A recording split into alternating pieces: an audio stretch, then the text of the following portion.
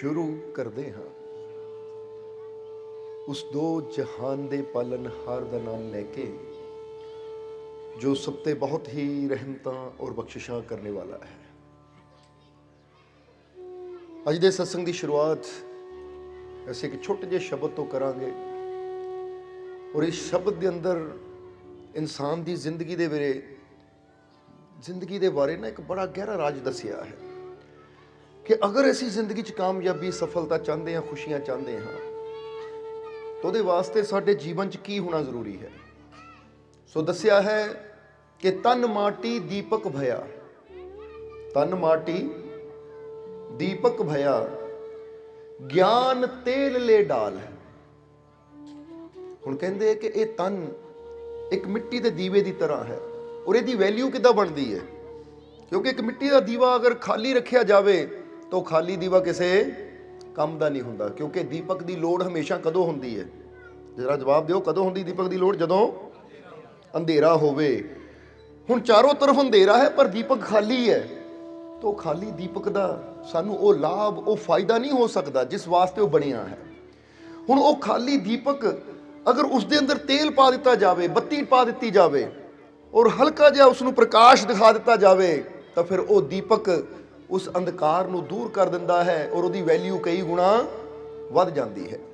बस इसी तरह थोड़ा समझना है कि जिस तरह इतने एक छोटी जी कहानी जो कि सानू ज्ञान देने वास्ते बनाई गई है कि एक बार एक राजे ने एक प्रतियोगिता रखी। प्रतियोगिता तुसीं समझदे हो ना, कॉम्पीटिशन रखिया एक। और कॉम्पीटिशन की सी कि उन्हें एक इनाम रखिया उस प्रतियोगिता का कि कुछ बंदे मिलके ये प्रतियोगिता करनगे। और वो प्रतियोगिता की सी, जरा समझना सारिਆਂ ने कि वो प्रतियोगिता सी कि राजे ने ना कुछ दीपक रखे हुए सी, जिन्हां च कुछ दीपक जिहड़े तेल नाल भरे हुए सी, जिह च बत्तियां भी सी और कुछ दीपक खाली सी।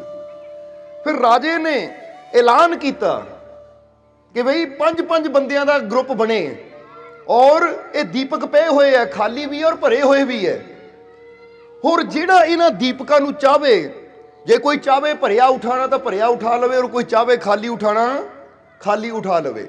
और इसनूं लैके उन्हें एक ना मंजिल रखी हुई सी, और वो मंजिल जिद्दां समझ लो कि इस नगर तो उस नगर तक जाना है और रास्ते च जंगल भी है, रास्ते च जंगल भी है, पर इस नगर तो उस नगर तक जाना। और जिहड़ा सब तो पहला ग्रुप उस नगर तक पहुंच गया वो विजेता होएगा और उसनूं 10,000 सोने दी मोहरां इनाम दित्तियां जाणगीआं। जरा समझना सारिਆਂ ने कि जिस वेले ये किया गया तो हुण जिन्हां बंदियां ने ना उस कॉम्पीटिशन में हिस्सा लिया सी, उन्होंने 2 ग्रुप बन गए 5-5 दे। आपस में उन्होंने सलाह की कि अगर भरे दीवे लैके जावांगे तो भाई सानू हौली हौली जाना पएगा, क्योंकि दीपक विच तेल होवे तो बड़ा संभाल के तुरना पैंदा है।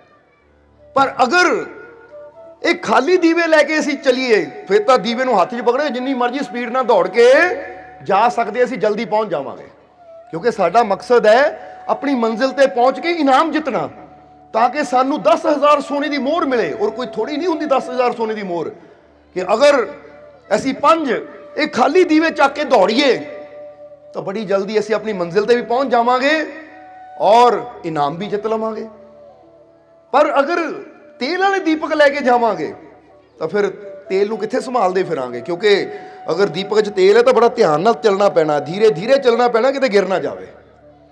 इसलिए वो 5 ने की कीता, जदों राजे ने अनाउंस किया कि दीपक तुहाडे सामने पे हुए है, तेल नाल भरे हुए दीवे भी है तो खाली दीवे भी है, और 2 ग्रुप है 5-5 इंसानां दे। इसलिए भाई तुहाडा जो दिल करदा भरे दीवे चक्को, खाली चक्को, पर ये चक के ना तुसीं उस नगर तक पहुंचना है जिथे मेरे सैनिक झंडा लैके खड़े है, और जिहड़ा पहला उत्थे तक पहुंच गया वो विजेता होएगा, उन्हें इनाम मिलेगा। हुण इन्हां 5 ने ना दौड़ के जिद्दां ही राजे ने किया जाके खाली दीवे चक्के और चक के दौड़ पे। तो 5 किदां दे सी कि जिन्हां ने सोचिया यार जे खाली दीवे चक के जावांगे तो फिर रास्ते च अंधेरा भी हो सकता है, रास्ते च जंगल का मामला भी है, और अगर जंगल का मामला है, जंगल पार करके जाना, क्योंकि वो नगर ਜਿੱਦਾਂ ਹੁਣ ਬੰਦੇ ਨੂੰ ਪਤਾ ਹੀ ਹੁੰਦਾ ਹੈ ਕਿ ਜੇ ਤੁਹਾਨੂੰ ਇੱਥੋਂ ਕਹੀਏ ਕਿ ਇੱਥੋਂ ਚੱਲ ਕੇ ਹੁਸ਼ਿਆਰਪੁਰ ਜਾਣਾ ਤਾਂ ਬੰਦੇ ਨੂੰ ਪਤਾ ਕਿ ਹੁਸ਼ਿਆਰਪੁਰ ਮੈਂ ਕੋਈ ਘੰਟੇ 'ਚ ਨਹੀਂ ਪਹੁੰਚ ਜਾਣਾ। ਜੇ ਚੱਲ ਕੇ ਜਾਊਂਗਾ ਤਾਂ ਮੈਨੂੰ ਟਾਈਮ ਲੱਗ ਜਾਣਾ, ਵਿੱਚ ਹਨੇਰਾ ਵੀ ਹੋ ਸਕਦਾ ਹੈ। ਔਰ ਹਨੇਰੇ ਵਿੱਚ ਖਾਲੀ ਦੀਵੇ ਸਾਡੇ ਕਿਸ ਕੰਮ ਆਉਣਗੇ? ਇਸ ਲਈ ਉਹਨਾਂ ਨੇ ਭਰੇ ਹੋਏ ਦੀਵੇ ਚੱਕੇ ਔਰ ਚੱਕ ਕੇ ਤੁਰ ਪਏ। ਹੁਣ ਜਿਸ ਲਈ ਨਾ ਉਹ ਚੱਕ ਕੇ ਤੁਰੇ ਤਾਂ ਉਹ ਜਿਹੜੇ ਦੂਸਰੇ 5 ਸੀਗੇ ਖਾਲੀ ਦੀਵੇ ਫੜ ਕੇ ਦੌੜੇ। ਉਹ ਕਹਿੰਦੇ ਦੇਖੋ ਪਾਗਲ, ਉਹ ਮੂਰਖ, ਤੇਲ ਵਾਲੇ ਦੀਵੇ ਲੈ ਕੇ ਚਲੇ ਆ ਤਾਂ ਕਦੀ ਪਹੁੰਚ ਹੀ ਨਹੀਂ ਪਾਣਗੇ, ਔਰ ਅਸੀਂ ਖਾਲੀ ਆ। ਔਰ ਜਿੱਦਾਂ ਪਤਾ ਨਾ ਖਾਲੀ ਦੀਵੇ ਲੈ ਕੇ ਜਿੱਦਾਂ ਮਰਜੀ ਬੰਦਾ ਸਪੀਡ ਨਾਲ ਦੌੜੇ, ਚਾਹੇ ਜੇਬ 'ਚ ਪਾ ਲਵੇ ਚਾਹੇ ਜਿੱਥੇ ਮਰਜੀ, ਪਰ ਭਰੇ ਹੋਏ ਨੂੰ ਜੇਬ 'ਚ ਵੀ ਬੰਦਾ ਨਹੀਂ ਪਾ ਸਕਦਾ, ਏਦਾਂ ਪਕੜ ਕੇ ਜਾਣਾ ਪੈਣਾ ਹੈ। ਹੁਣ ਖਾਲੀ ਦੀਵੇ ਵਾਲੇ ਦੌੜੇ ਔਰ ਜਿਨ੍ਹਾਂ ਨੇ ਭਰੇ ਹੋਏ ਪਕੜੇ ਉਹਨਾਂ ਨੂੰ ਕਹਿ ਰਹੇ ਮੂਰਖ, ਇਹ ਤਾਂ ਪਾਗਲ ਹੈ, ਇਹਨਾਂ ਦੀ ਸਪੀਡ ਬੜੀ ਘੱਟ ਹੋਏਗੀ, ਇਹ ਕਿੱਥੇ ਪਹੁੰਚਣਗੇ ਉੱਥੇ। ਇਸ ਲਈ ਵਿਜੇਤਾ ਐਸੇ ਹੀ ਆ, ਇਸ ਲਈ ਆਪਣੇ ਹੰਕਾਰ 'ਚ ਆਪਣੇ ਮਾਨ 'ਚ ਦੌੜੇ ਜਾ ਰਹੇ ਅੱਗੇ। ਔਰ ਇੱਧਰ ਜਿਹੜੇ ਇਹ ਹੈ ਨਾ 5, ਇਹਨਾਂ ਨੂੰ ਕਹਾਂਗੇ ਇਹਨਾਂ ਨੇ ਉਹ ਭਰੇ ਹੋਏ ਦੀਵੇ ਹੱਥ ਜਿੱਦਾਂ ਰੱਖੇ ਔਰ ਆਰਾਮ ਨਾਲ ਤੁਰ ਪਏ, ਪਿਆਰ ਨਾਲ ਤੁਰ ਪਏ, ਚੱਲਦੇ ਜਾ ਰਹੇ ਹੈ, ਚੱਲਦੇ ਜਾ ਰਹੇ ਹੈ, ਚੱਲਦੇ ਜਾ ਰਹੇ ਹੈ।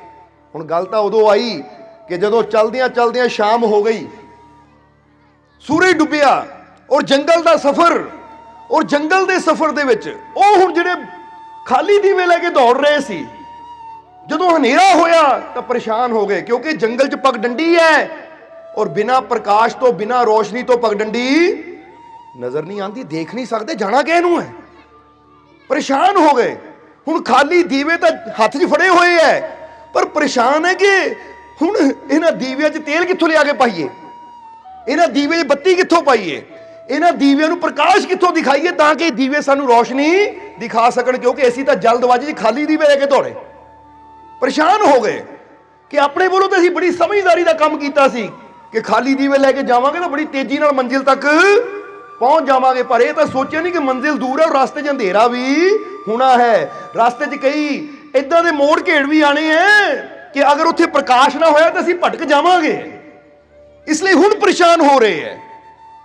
ਔਰ ਫਿਰ ਉਹੀ ਹੋਇਆ ਜੋ ਹੋਣਾ ਸੀ, ਹਨੇਰਾ ਹੋਇਆ, ਦੀਵੇ ਖਾਲੀ ਹੈ ਤਾਂ ਪੰਜਾਂ ਨੇ ਇੱਕ ਦੂਜੇ ਦਾ ਹੱਥ ਫੜ ਲਿਆ ਕਿ ਆ ਜਾਓ ਭਾਈ ਹੁਣ ਰੱਬ ਦੇ ਭਰੋਸੇ ਕਿਸਮਤ ਦੇ ਸਹਾਰੇ ਚੱਲੀਏ। ਹੁਣ ਕਿਸਮਤ ਦੇ ਸਹਾਰੇ ਜਿੱਦਾਂ ਕਈ ਕਹਿ ਦਿੰਦੇ ਨਾ ਇਨਸਾਨ ਬੈਠੇ ਰਹੋ ਕਿਸਮਤ 'ਚ ਹੋਇਆ ਤਾਂ ਮਿਲ ਜਾਏਗਾ, ਉਹ ਬੈਠੇ ਰਹਿ ਜਾਂਦੇ, ਉਹਨੂੰ ਕਦੀ ਮਿਲ ਪਾਉਂਦਾ ਹੀ ਨਹੀਂ ਹੈ। ਜਿੱਦਾਂ ਕੋਈ ਇਨਸਾਨ ਸੋਚੇ ਕਿਸਮਤ 'ਚ ਹੋਇਆ ਤਾਂ ਨੌਕਰੀ ਮਿਲ ਜਾਏਗੀ, ਮੈਨੂੰ ਜਾ ਕੇ ਰਿਜ਼ਿਊਮ ਦੇਣ ਦੀ ਕੀ ਲੋੜ ਹੈ, ਮੈਨੂੰ ਜਾ ਕੇ ਇੰਟਰਵਿਊ ਦੇਣ ਦੀ ਕੀ ਲੋੜ ਹੈ। ਜਾਂ ਬੱਚਾ ਸੋਚੇ ਕਿਸਮਤ 'ਚ ਹੋਇਆ ਤਾਂ ਪਾਸ ਹੋ ਜਾਵਾਂਗੇ, ਮੈਨੂੰ ਮਿਹਨਤ ਕਰਨ ਦੀ ਕੀ ਲੋੜ ਹੈ। ਸੋ ਇਦਾਂ ਦੀ ਸੋਚ ਲੈ ਕੇ ਨਾ ਉਹ ਕਹਿੰਦੇ ਆ ਜਾਓ ਹੁਣ ਹੱਥ ਫੜ ਲਓ, ਹੁਣ ਨਜ਼ਰ ਤਾਂ ਕੁਛ ਆਂਦਾ ਨਹੀਂ, ਇੱਕ ਪਾਸੇ ਰੱਬ ਦਾ ਨਾਮ ਲੈ ਕੇ ਤੁਰ ਪੈਂਦੇ ਆ। ਫਿਰ ਉਹੀ ਹੋਇਆ ਜੋ ਹੋਣਾ ਸੀ, ਕਿਉਂਕਿ ਪ੍ਰਕਾਸ਼ ਨਾ ਹੋਣ ਦੀ ਵਜ੍ਹਾ ਨਾਲ ਉਹ ਆਪਣੇ ਰਸਤੇ ਤੋਂ ਭਟਕ ਗਏ।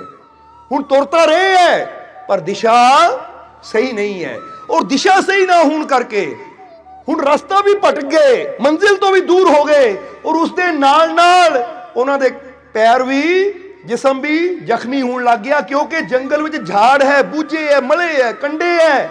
ਹੁਣ ਰੋਸ਼ਨੀ ਨਾ ਹੋਣ ਕਰਕੇ ਕੁਝ ਨਜ਼ਰ ਹੀ ਨਹੀਂ ਆਉਂਦਾ, ਇਸ ਲਈ ਉਲਝਦੇ ਫਿਰ ਰਹੇ ਆ। ਕਦੀ ਕਿਸੇ ਝਾੜੀ 'ਚ ਫਸ ਜਾਂਦੇ, ਕਦੀ ਕਿਸੇ 'ਚ, ਕਦੀ ਕਿਤੇ ਉਹ ਕੱਪੜਾ ਫਟ ਗਿਆ, ਕਦੀ ਕਿਤੇ ਉਹ ਬੁਰਾ ਹਾਲ ਹੋ ਗਿਆ ਉਹਨਾਂ ਦਾ। ਔਰ ਇੱਧਰ ਉਹ 5 ਜੋ ਆਰਾਮ ਨਾਲ ਤੁਰੇ ਹੋਏ ਸੀ, ਦੀਵੇ ਉਹਨਾਂ ਦੇ ਹੱਥ 'ਚ। ਪਰ ਜਦੋਂ ਉਹਨਾਂ ਨੇ ਦੇਖਿਆ ਕਿ ਹੁਣ ਹਨੇਰਾ ਹੋ ਗਿਆ, ਨਜ਼ਰ ਨਹੀਂ ਕੁਛ ਆ ਰਿਹਾ, ਤਾਂ ਜਿੱਦਾਂ ਦੱਸਿਆ ਭਰੇ ਹੋਏ ਦੀਵੇ, ਬੱਤੀ ਸਭ ਕੁਝ ਸੀ, ਤਾਂ ਫਿਰ ਉਹਨਾਂ ਨੇ ਉਹਨਾਂ ਨੂੰ ਜਗਾ ਲਿਆ, ਕਿਉਂਕਿ ਜਗਾਉਣ ਦਾ ਸਾਧਨ ਵੀ ਪਤਾ ਸੀ ਕਿ ਜੇ ਦੀਵਾ ਲੈ ਕੇ ਜਾ ਰਹੇ ਤਾਂ ਹੁਣ ਕੋਈ ਇੰਨਾ ਮੂਰਖ ਤਾਂ ਹੁੰਦਾ ਨਹੀਂ, ਤੇਲ ਵਾਲਾ ਦੀਵਾ ਲੈ ਕੇ ਜਾਵੇ ਤਾਂ ਉਹਨੂੰ ਜਗਾਉਣ ਵਾਸਤੇ ਕੋਈ ਲਾਈਟਰ ਜਾਂ ਕੋਈ ਜਗਾਉਣ ਵਾਸਤੇ ਕੋਈ ਮਾਚਿਸ ਨਾ ਰੱਖੇ।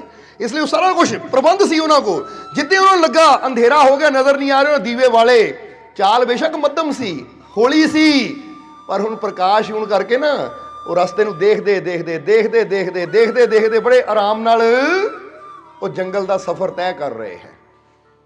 ਔਰ ਫਿਰ ਉਹ ਦੀਪਕ ਦੇ ਪ੍ਰਕਾਸ਼ ਦੇ ਨਾਲ ਹੀ ਸਵੇਰ ਹੁੰਦੇ ਹੁੰਦੇ ਉਹਨਾਂ ਨੇ ਜੰਗਲ ਦਾ ਸਫ਼ਰ ਤੈਅ ਕੀਤਾ ਔਰ ਆਪਣੀ ਮੰਜ਼ਿਲ ਤੱਕ ਪਹੁੰਚ ਗਏ।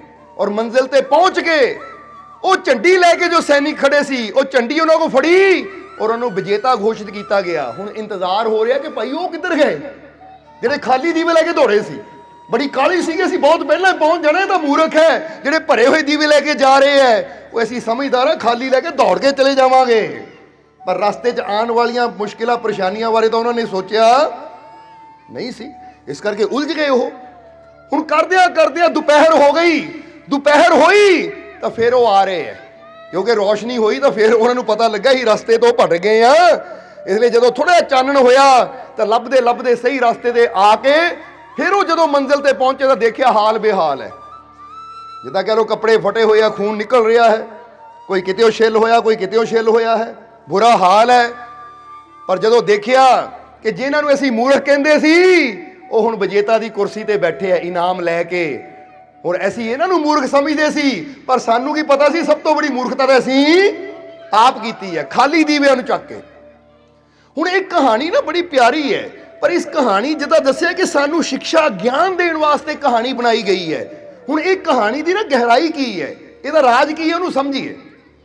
ਕਿ ਜਿਸ ਤਰ੍ਹਾਂ ਦੱਸਿਆ ਕਿ ਉਹ 5 ਮੂਰਖ ਜਿਹੜੇ ਖਾਲੀ ਦੀਵੇ ਲੈ ਕੇ ਦੌੜੇ ਕਿ ਅਸੀਂ ਖਾਲੀ ਲੈ ਕੇ ਜਾਵਾਂਗੇ ਤਾਂ ਸਾਨੂੰ ਮੰਜ਼ਿਲ ਮਿਲ ਜਾਏਗੀ, ਅਸੀਂ ਸਭ ਤੋਂ ਪਹਿਲਾਂ ਪਹੁੰਚ ਜਾਵਾਂਗੇ। ਅੱਜ ਕਈ ਇਨਸਾਨ ਵੀ ਐਸੇ ਹੈ ਜਿਹੜੇ ਕਹਿੰਦੇ ਸਾਨੂੰ ਨਾਮ ਦੀ ਕੀ ਲੋੜ ਹੈ, ਸਾਨੂੰ ਗਿਆਨ ਦੀ ਕੀ ਲੋੜ ਹੈ, ਉਹ ਸਾਨੂੰ ਸਮਝ ਦੀ ਕੀ ਲੋੜ ਹੈ। ਅਸੀਂ ਕਿਉਂਕਿ ਕਈ ਅਸੀਂ ਦੇਖਿਆ, ਅਸੀਂ ਨਹੀਂ ਰੱਬ ਤੇ ਵਿਸ਼ਵਾਸ ਕਰਦੇ ਸੀ ਆਪਣੀ ਮੰਜ਼ਿਲ ਪਾ ਲਵਾਂਗੇ, ਉਹ ਦੌੜਦੇ ਬਹੁਤ ਹੈ। ਔਰ ਜੇ ਕੋਈ ਸਤਸੰਗ 'ਚ ਬੈਠਾ ਹੋਵੇ ਨਾ, ਸਿਮਰਨ ਕਰਨ ਵਾਲਾ, ਨਾਮ ਜਪਣ ਵਾਲਾ ਜਾਂ ਰੱਬ ਦੀ ਗੱਲ ਕਰਨ ਵਾਲਾ, ਉਹ ਕਹਿਣਗੇ ਲੈ ਇਹ ਤਾਂ ਮੂਰਖ ਹੈ, ਸਤਸੰਗ 'ਚ ਬੈਠਾ ਹੈ, ਲੈ ਇਹਨੂੰ ਤਾਂ ਸਮਝ ਹੀ ਘੱਟ ਹੈ, ਰੱਬ ਤੇ ਵਿਸ਼ਵਾਸ ਕਰਦਾ ਹੈ, ਜਾਂ ਇਹਨੂੰ ਤਾਂ ਯਾਨੀ ਉਹ ਇਦਾਂ ਦੀਆਂ ਗੱਲਾਂ ਕਰਨਗੇ ਕਿ ਜਿਹੜਾ ਬੰਦਾ ਨੇਕ ਮਾਰਗ ਤੇ ਚੱਲਣ ਵਾਲਾ ਹੈ, ਸਿਮਰਨ ਕਰਨ ਵਾਲਾ ਹੈ, ਬੰਦਗੀ ਕਰਨ ਵਾਲਾ ਹੈ, ਉਹਨੂੰ ਉਹ ਕੀ ਕਹਿਣਗੇ, ਭਾਈ ਇਹ ਤਾਂ ਮੂਰਖ ਹੈ, ਪੁਰਾਣੇ ਖਿਆਲਾਂ ਦਾ ਬੰਦਾ ਹੈ। ਇਸ ਲਈ ਅਸੀਂ ਤਾਂ ਨਿਊ ਜਨਰੇਸ਼ਨ ਹੈ, ਦੌੜੇ ਫਿਰਾਂਗੇ ਆਪਣੀ ਮੰਜ਼ਿਲ ਦੀ ਤਰਫ। ਪਰ ਪਤਾ ਉਦੋਂ ਲੱਗਦਾ ਜਦੋਂ ਰਸਤੇ 'ਚ ਮੁਸੀਬਤਾਂ, ਪਰੇਸ਼ਾਨੀਆਂ, ਤਕਲੀਫਾਂ ਦਾ ਉਹ ਜੰਗਲ ਆਉਂਦਾ ਹੈ, ਜਦੋਂ ਦੁੱਖਾਂ ਦਾ ਅੰਧੇਰਾ ਛਾਂਦਾ ਹੈ, ਤਾਂ ਫਿਰ ਇਨਸਾਨ ਨੂੰ ਪਤਾ ਲੱਗਦਾ ਹੈ ਕਿ ਮੈਂ ਆਪਣੀ ਸੋਚ ਜਾਂ ਆਪਣੇ ਆਪ ਤੇ ਮੈਂ ਨਾ ਉਹ ਕਰਕੇ ਤੁਰਿਆ ਸੀ ਕਿ ਮੈਨੂੰ ਕਿਸੇ ਚੀਜ਼ ਦੀ ਲੋੜ ਨਹੀਂ, ਪਰ ਹੁਣ ਪਤਾ ਕਿ ਇੱਥੇ ਸਭ ਤੋਂ ਬੜੀ ਲੋੜ ਤਾਂ ਮੈਨੂੰ ਗਿਆਨ ਦੀ ਹੈ, ਸਮਝ ਦੀ ਹੈ, ਹਿੰਮਤ ਦੀ ਹੈ ਔਰ ਪ੍ਰਮਾਤਮਾ ਦੀ ਰਹਿਮਤ ਦੀ ਹੈ। ਇਸ ਲਈ ਸਮਝਣਾ ਜ਼ਰਾ, ਹੁਣ ਜਿਹੜਾ ਇਨਸਾਨ ਆਪਣੇ ਮਾਲਿਕ ਤੇ ਯਕੀਨ ਕਰਦਾ ਹੈ, ਆਪਣੇ ਮਾਲਿਕ ਤੇ ਵਿਸ਼ਵਾਸ ਕਰਦਾ ਹੈ, ਉਹ ਉਹਨਾਂ ਸਮਝਦਾਰ ਇਨਸਾਨਾਂ ਦੀ ਤਰ੍ਹਾਂ ਹੁੰਦਾ ਹੈ ਕਿ ਜਿਹੜਾ ਨਾ ਚੱਲਦਾ ਬੇਸ਼ੱਕ ਸਲੋ ਹੈ, ਪਰ ਉਹਨੂੰ ਪਤਾ ਹੈ ਕਿ ਕਾਮਯਾਬੀ ਹਮੇਸ਼ਾ ਉਹਨਾਂ ਨੂੰ ਮਿਲਦੀ ਹੈ ਜਿਨ੍ਹਾਂ ਦੇ ਅੰਦਰ ਉਹ ਗਿਆਨ ਦਾ ਤੇਲ ਹੈ, ਵਿਸ਼ਵਾਸ ਦਾ ਤੇਲ ਹੈ, ਆਪਣੇ ਮਾਲਿਕ ਦੇ ਭਰੋਸੇ ਦਾ ਤੇਲ ਹੈ, ਉਹਦੀ ਰਹਿਮਤ।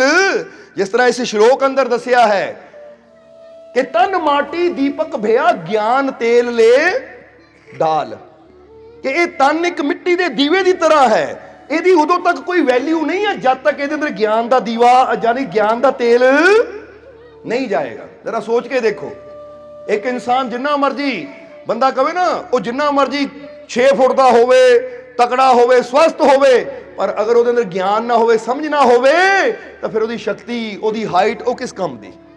ਔਰ ਬੰਦੇ ਦਾ ਕੱਦ ਬੇਸ਼ੱਕ ਛੋਟਾ ਹੋਵੇ, ਪਰ ਅਗਰ ਉਹਦੀ ਬੁੱਧੀ ਹੈ ਨਾ, ਸਮਝ ਹੈ, ਜਿੱਦਾਂ ਇਹ ਚਣਕਿਆ ਦੀ ਗੱਲ ਕਈ ਵਾਰ ਕਰੀਦੀ ਹੈ ਕਿ ਚਣਕਿਆ ਕੋਈ ਜ਼ਿਆਦਾ ਸਰੀਰਕ ਤੌਰ ਤੇ ਤਾਕਤਵਰ ਨਹੀਂ ਸੀ, ਪਰ ਉਹਨਾਂ ਦੀ ਬੁੱਧੀ ਇੰਨੀ ਸੀਗੀ ਕਿ ਉਹਨਾਂ ਨੇ ਬੜੇ ਬੜੇ ਯੁੱਧ ਆਪਣੀ ਬੁੱਧੀ ਨਾਲ ਹੀ ਜਿਤਾ ਦਿੱਤੇ। ਜਿਹੜਾ ਸਮਝਣ ਵਾਲੀ ਗੱਲ ਹੈ, ਕਿਉਂਕਿ ਕਹਿੰਦੇ ਹੈ ਕਿ ਇਨਸਾਨ ਦੇ ਜੀਵਨ ਦੀ ਵੈਲਿਊ ਉਦੋਂ ਸਹੀ ਮਾਇਨੇ 'ਚ ਬਣਦੀ ਹੈ ਜਦੋਂ ਇਨਸਾਨ ਦੇ ਕੋਲ ਕੀ ਹੋਵੇ, ਗਿਆਨ। ਔਰ ਗਿਆਨ ਦਾ ਮਤਲਬ ਕੀ ਹੁੰਦਾ ਹੈ? ਗਿਆਨ ਦਾ ਮਤਲਬ ਉਹ ਪ੍ਰਕਾਸ਼ ਜੋ ਸਾਨੂੰ ਮੁਸ਼ਕਿਲ ਵਿੱਚ ਰਸਤਾ ਦਿਖਾਉਂਦਾ ਹੈ, ਜੋ ਸਾਡੇ ਜੀਵਨ 'ਚ ਜਦੋਂ ਕੋਈ ਪ੍ਰੋਬਲਮ ਆ ਜਾਵੇ ਤਾਂ ਉਹ ਪ੍ਰੋਬਲਮ 'ਚੋਂ ਨਿਕਲਣ ਵਾਸਤੇ ਸਾਨੂੰ ਮਦਦ ਕਰਦਾ ਹੈ, ਯੁਕਤੀ ਦਿੰਦਾ ਹੈ। ਔਰ ਇਹ ਗਿਆਨ ਜਦੋਂ ਪ੍ਰਮਾਤਮਾ ਦੇ ਨਾਲ ਜੁੜਿਆ ਹੋਵੇ, ਗੁਰੂਆਂ ਰਹਿਬਰਾਂ ਦੇ ਨਾਲ ਜੁੜਿਆ ਹੋਵੇ, ਤਾਂ ਫਿਰ ਇਹ ਸਾਡੇ ਜੀਵਨ ਦੀ ਇੱਕ ਐਸੀ ਸ਼ਕਤੀ ਬਣ ਜਾਂਦਾ ਹੈ ਕਿ ਜੇ ਸਾਡੇ ਰਸਤੇ 'ਚ ਕੋਈ ਮੁਸ਼ਕਿਲ, ਪ੍ਰੋਬਲਮ, ਪਰੇਸ਼ਾਨੀ ਆਂਦੀ ਵੀ ਹੈ ਤਾਂ ਬੰਦਾ ਘਬਰਾਉਂਦਾ ਨਹੀਂ ਹੈ, ਡਰਦਾ ਨਹੀਂ। ਉਹਨੂੰ ਪਤਾ ਕਿ ਮੇਰੇ ਕੋਲ ਚਾਬੀ ਹੈ ਜਿਹੜੀ ਹਰ ਮੁਸ਼ਕਿਲ ਦੇ ਦਰਵਾਜ਼ੇ ਨੂੰ ਖੋਲ ਸਕਦੀ ਹੈ। ਸਮਝ ਲੈਣਾ ਜ਼ਰਾ ਸਾਰਿਆਂ ਨੇ। ਇਸ ਲਈ ਕਿਹਾ ਹੈ ਕਿ ਤਨ ਮਾਟੀ ਦੀਪਕ ਭਇਆ ਗਿਆਨ ਤੇਲ ਲੈ ਡਾਲ, ਕਿ ਇਹਦੇ 'ਚ ਗਿਆਨ ਦਾ ਤੇਲ ਪਾ। ਔਰ ਜਦ ਤੱਕ ਗਿਆਨ ਦਾ ਤੇਲ ਨਹੀਂ ਪਾਏਗਾ ਉਦੋਂ ਤੱਕ ਤੇਰੇ ਜੀਵਨ ਦੀ ਵੈਲਿਊ ਨਹੀਂ ਬਣੇਗੀ। ਔਰ ਅਗਲੀ ਲਾਈਨ 'ਚ ਕੀ ਕਿਹਾ ਹੈ ਕਿ ਤਨ ਮਾਟੀ ਦੀਪਕ ਭਇਆ ਗਿਆਨ ਤੇਲ ਲੈ ਡਾਲ, ਬਾਤੀ ਲੈ ਹਰੀ ਨਾਮ ਕੀ ਸਤ ਸੰਗਤ में जाल। जरा गौर करना कि ये तन मिट्टी का दीवा है, ज्ञान रूपी तेल पा और बत्ती लै, बत्ती समझते हो ना तुसी, कोटन की बत्ती असीं बट के दीपक च पाते हैं, वो कहते बाती ले हरि नाम की और सत संगत में जाल। जाल का मतलब जला इसनूं, जगा इस दीवे नूं, क्योंकि इस जीवन रूपी दीवे अंदर ज्ञान का तेल परमात्मा के नाम की बत्ती होना जरूरी है। और जगदा कित्थे है? जगदा है गुरुआं रहबरां संतां दी सोबत विच बैठ के, क्योंकि जिथे पहले दीवे जगे होंदे हैं ना, उही बुझियां नूं भी जगा सकते हैं। इसलिए समझ लेना सारिਆਂ ने। सो अगर इंसान अपनी खुशियां की मंजिल नूं पाना चाहता है, कामयाबी की मंजिल नूं पाना चाहता है, तो फिर बंदा एक गल हमेशा याद रखे, एक कामयाबी की मंजिल सिर्फ मेहनत नाल नहीं, मेहनत के नाल नाल ओहदी रहमत का होना भी मेरे जीवन च जरूरी है। क्योंकि मेहनत तो हर इंसान बहुत करता है, बोलो समझते हो कि नहीं? मेहनत तो हर इंसान बहुत करता है। जिद्दां इत्थे असीं गुरुआं रहबरां दी गल दे नाल नाल ना कुछ उन्हां लोगों की गल भी करनी है, उन्हां इंसानां दी गल भी करनी है जिन्हां ने जीवन च बड़ियां उपलब्धियां हासिल कीतियां है, जिन्हां ने जीवन च बड़ी कामयाबी हासिल की है। हुण इत्थे वारन बफे का नाम तुसीं सुनिया होएगा, एक बहुत अमीर आदमी है। किसी ने पूछा कि महाराज तुसीं, क्योंकि स्टॉक यानी स्टॉक एक्सचेंज हुंदी ना, तुसीं जाणदे हो कि जिहड़े शेयर मार्केट ਉਹਦੇ 'ਚ ਵਾਰਨ ਬਫੇ ਬਹੁਤ ਕਹਿੰਦੇ ਬਹੁਤ ਉਹਨੂੰ ਨੌਲੇਜ ਹੈ ਉਹਦੀ। ਤਾਂ ਉਹਨਾਂ ਨੇ ਪੁੱਛਿਆ ਕਿ ਮਹਾਰਾਜ ਤੁਸੀਂ ਜ਼ੀਰੋ ਤੋਂ ਸ਼ੁਰੂ ਕੀਤਾ ਔਰ ਅੱਜ ਤੁਸੀਂ ਅਰਬਾਂ ਤੱਕ ਪਹੁੰਚੇ ਹੋ, ਇਹਦੇ ਪਿੱਛੇ ਕੀ ਹੈ? ਉਹਨਾਂ ਨੇ ਦੋ ਗੱਲਾਂ ਕਹੀਆਂ, ਕਹਿੰਦੇ ਇੱਕ ਮੇਰੀ ਸਮਝ ਔਰ ਦੂਜਾ ਮੇਰੇ ਤੇ ਗੋਡ ਦੀ ਕਿਰਪਾ। ਕਿਉਂਕਿ ਕੱਲਾ ਸਮਝ ਨਾਲ ਵੀ ਬੰਦਾ ਨਹੀਂ ਜਾ ਸਕਦਾ ਜੇ ਉਹਦੀ ਕਿਰਪਾ ਨਾ ਹੋਵੇ।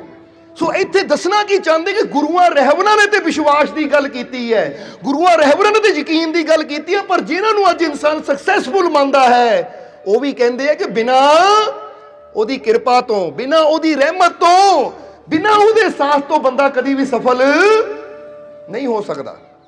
क्योंकि हुण फर्ज करो बंदा सोचदा मैं कुआं खोदना है, हुण कुआं खोदण वास्ते मेहनत बंदा कर सकता है, पर पानी तो ਉਹਦੀ ਕਿਰਪਾ ਨਾ ਨਾ, ਜੇ ਉਹੀ ਨਾ ਕਿਰਪਾ ਕਰੇ ਤਾਂ ਬੰਦਾ 100 ਫੁੱਟ ਖੋਦੇ ਪੱਥਰ ਆ ਜਾਵੇ, 150 ਫੁੱਟ ਖੱਤੇ ਅੱਗੇ ਪਾਣੀ ਨਾ ਮਿਲੇ ਤਾਂ ਫਿਰ ਬੰਦਾ ਕੀ ਕਰ ਲੇਗਾ। ਜਾਂ ਇਹਨੂੰ ਇਸ ਤਰ੍ਹਾਂ ਸਮਝ ਲਓ ਕਿ ਇੱਕ ਕਿਸਾਨ ਮਿਹਨਤ ਕਰਕੇ ਬੀਜ ਤਾਂ ਬੋ ਸਕਦਾ ਹੈ, ਪਰ ਜੇ ਉਹ ਬੀਜ ਉੱਗੇ ਹੀ ਨਾ, ਨਸ਼ਟ ਹੋ ਜਾਵੇ ਤਾਂ ਉੱਥੇ ਕਿਸਾਨ ਕੀ ਕਰੇਗਾ? ਉੱਥੇ ਉਹਦੀ ਕਿਰਪਾ ਦੀ ਜ਼ਰੂਰਤ ਨਾਲ ਨਾਲ ਹੁੰਦੀ ਹੈ ਕਿ ਐ ਪ੍ਰਭੂ ਮੈਂ ਬੀਜ ਬੋ ਦਿੱਤਾ, ਇਹਨੂੰ ਫਲ ਤੂੰ ਲਾਣਾ ਹੈ, ਮੈਂ ਮਿਹਨਤ ਕੀਤੀ ਹੈ, ਕਾਮਯਾਬ तू करना है। क्योंकि एक शक्ति जिद्दां असीं एक सत्संग अंदर बड़ा विस्तार नाल दसिया सी कि जिहड़े इंसान समझदार हुंदे है ना, जिहड़े समझदार हुंदे है वो एक फल और फुल नूं देख के ही अपने प्रभु की कृपा नूं, ओहदी रहमत नूं मन लैंदे है, विश्वास कर लैंदे कि परमात्मा है। तां जिहड़े ना समझ हुंदे है उन्हां नूं जिन्ना मर्जी गुरु रहबर संत पीर फकीर समझाई जाण, वो कदी रब की रहमत ते यकीन करनगे नहीं। जिद्दां एक फकीर की गल दसी सी, असीं इत्थे भी दसना चाहांगे क्योंकि बहुत जरूरी है साडे जीवन वास्ते। कि एक फकीर नूं किसी ने पुछया कि महाराज तुहानूं ओ परमात्मा की झलक मिली, ओ परमानंद मिलिया, आखिर ये दसो कि तुहानूं उस परमात्मा, उस प्रभु ते विश्वास कदों होया, कदों मन्निया कि वो परमात्मा है? महाराज अपने जीवन की कोई गल दसो कि शुरुआत कित्थों हुई सी?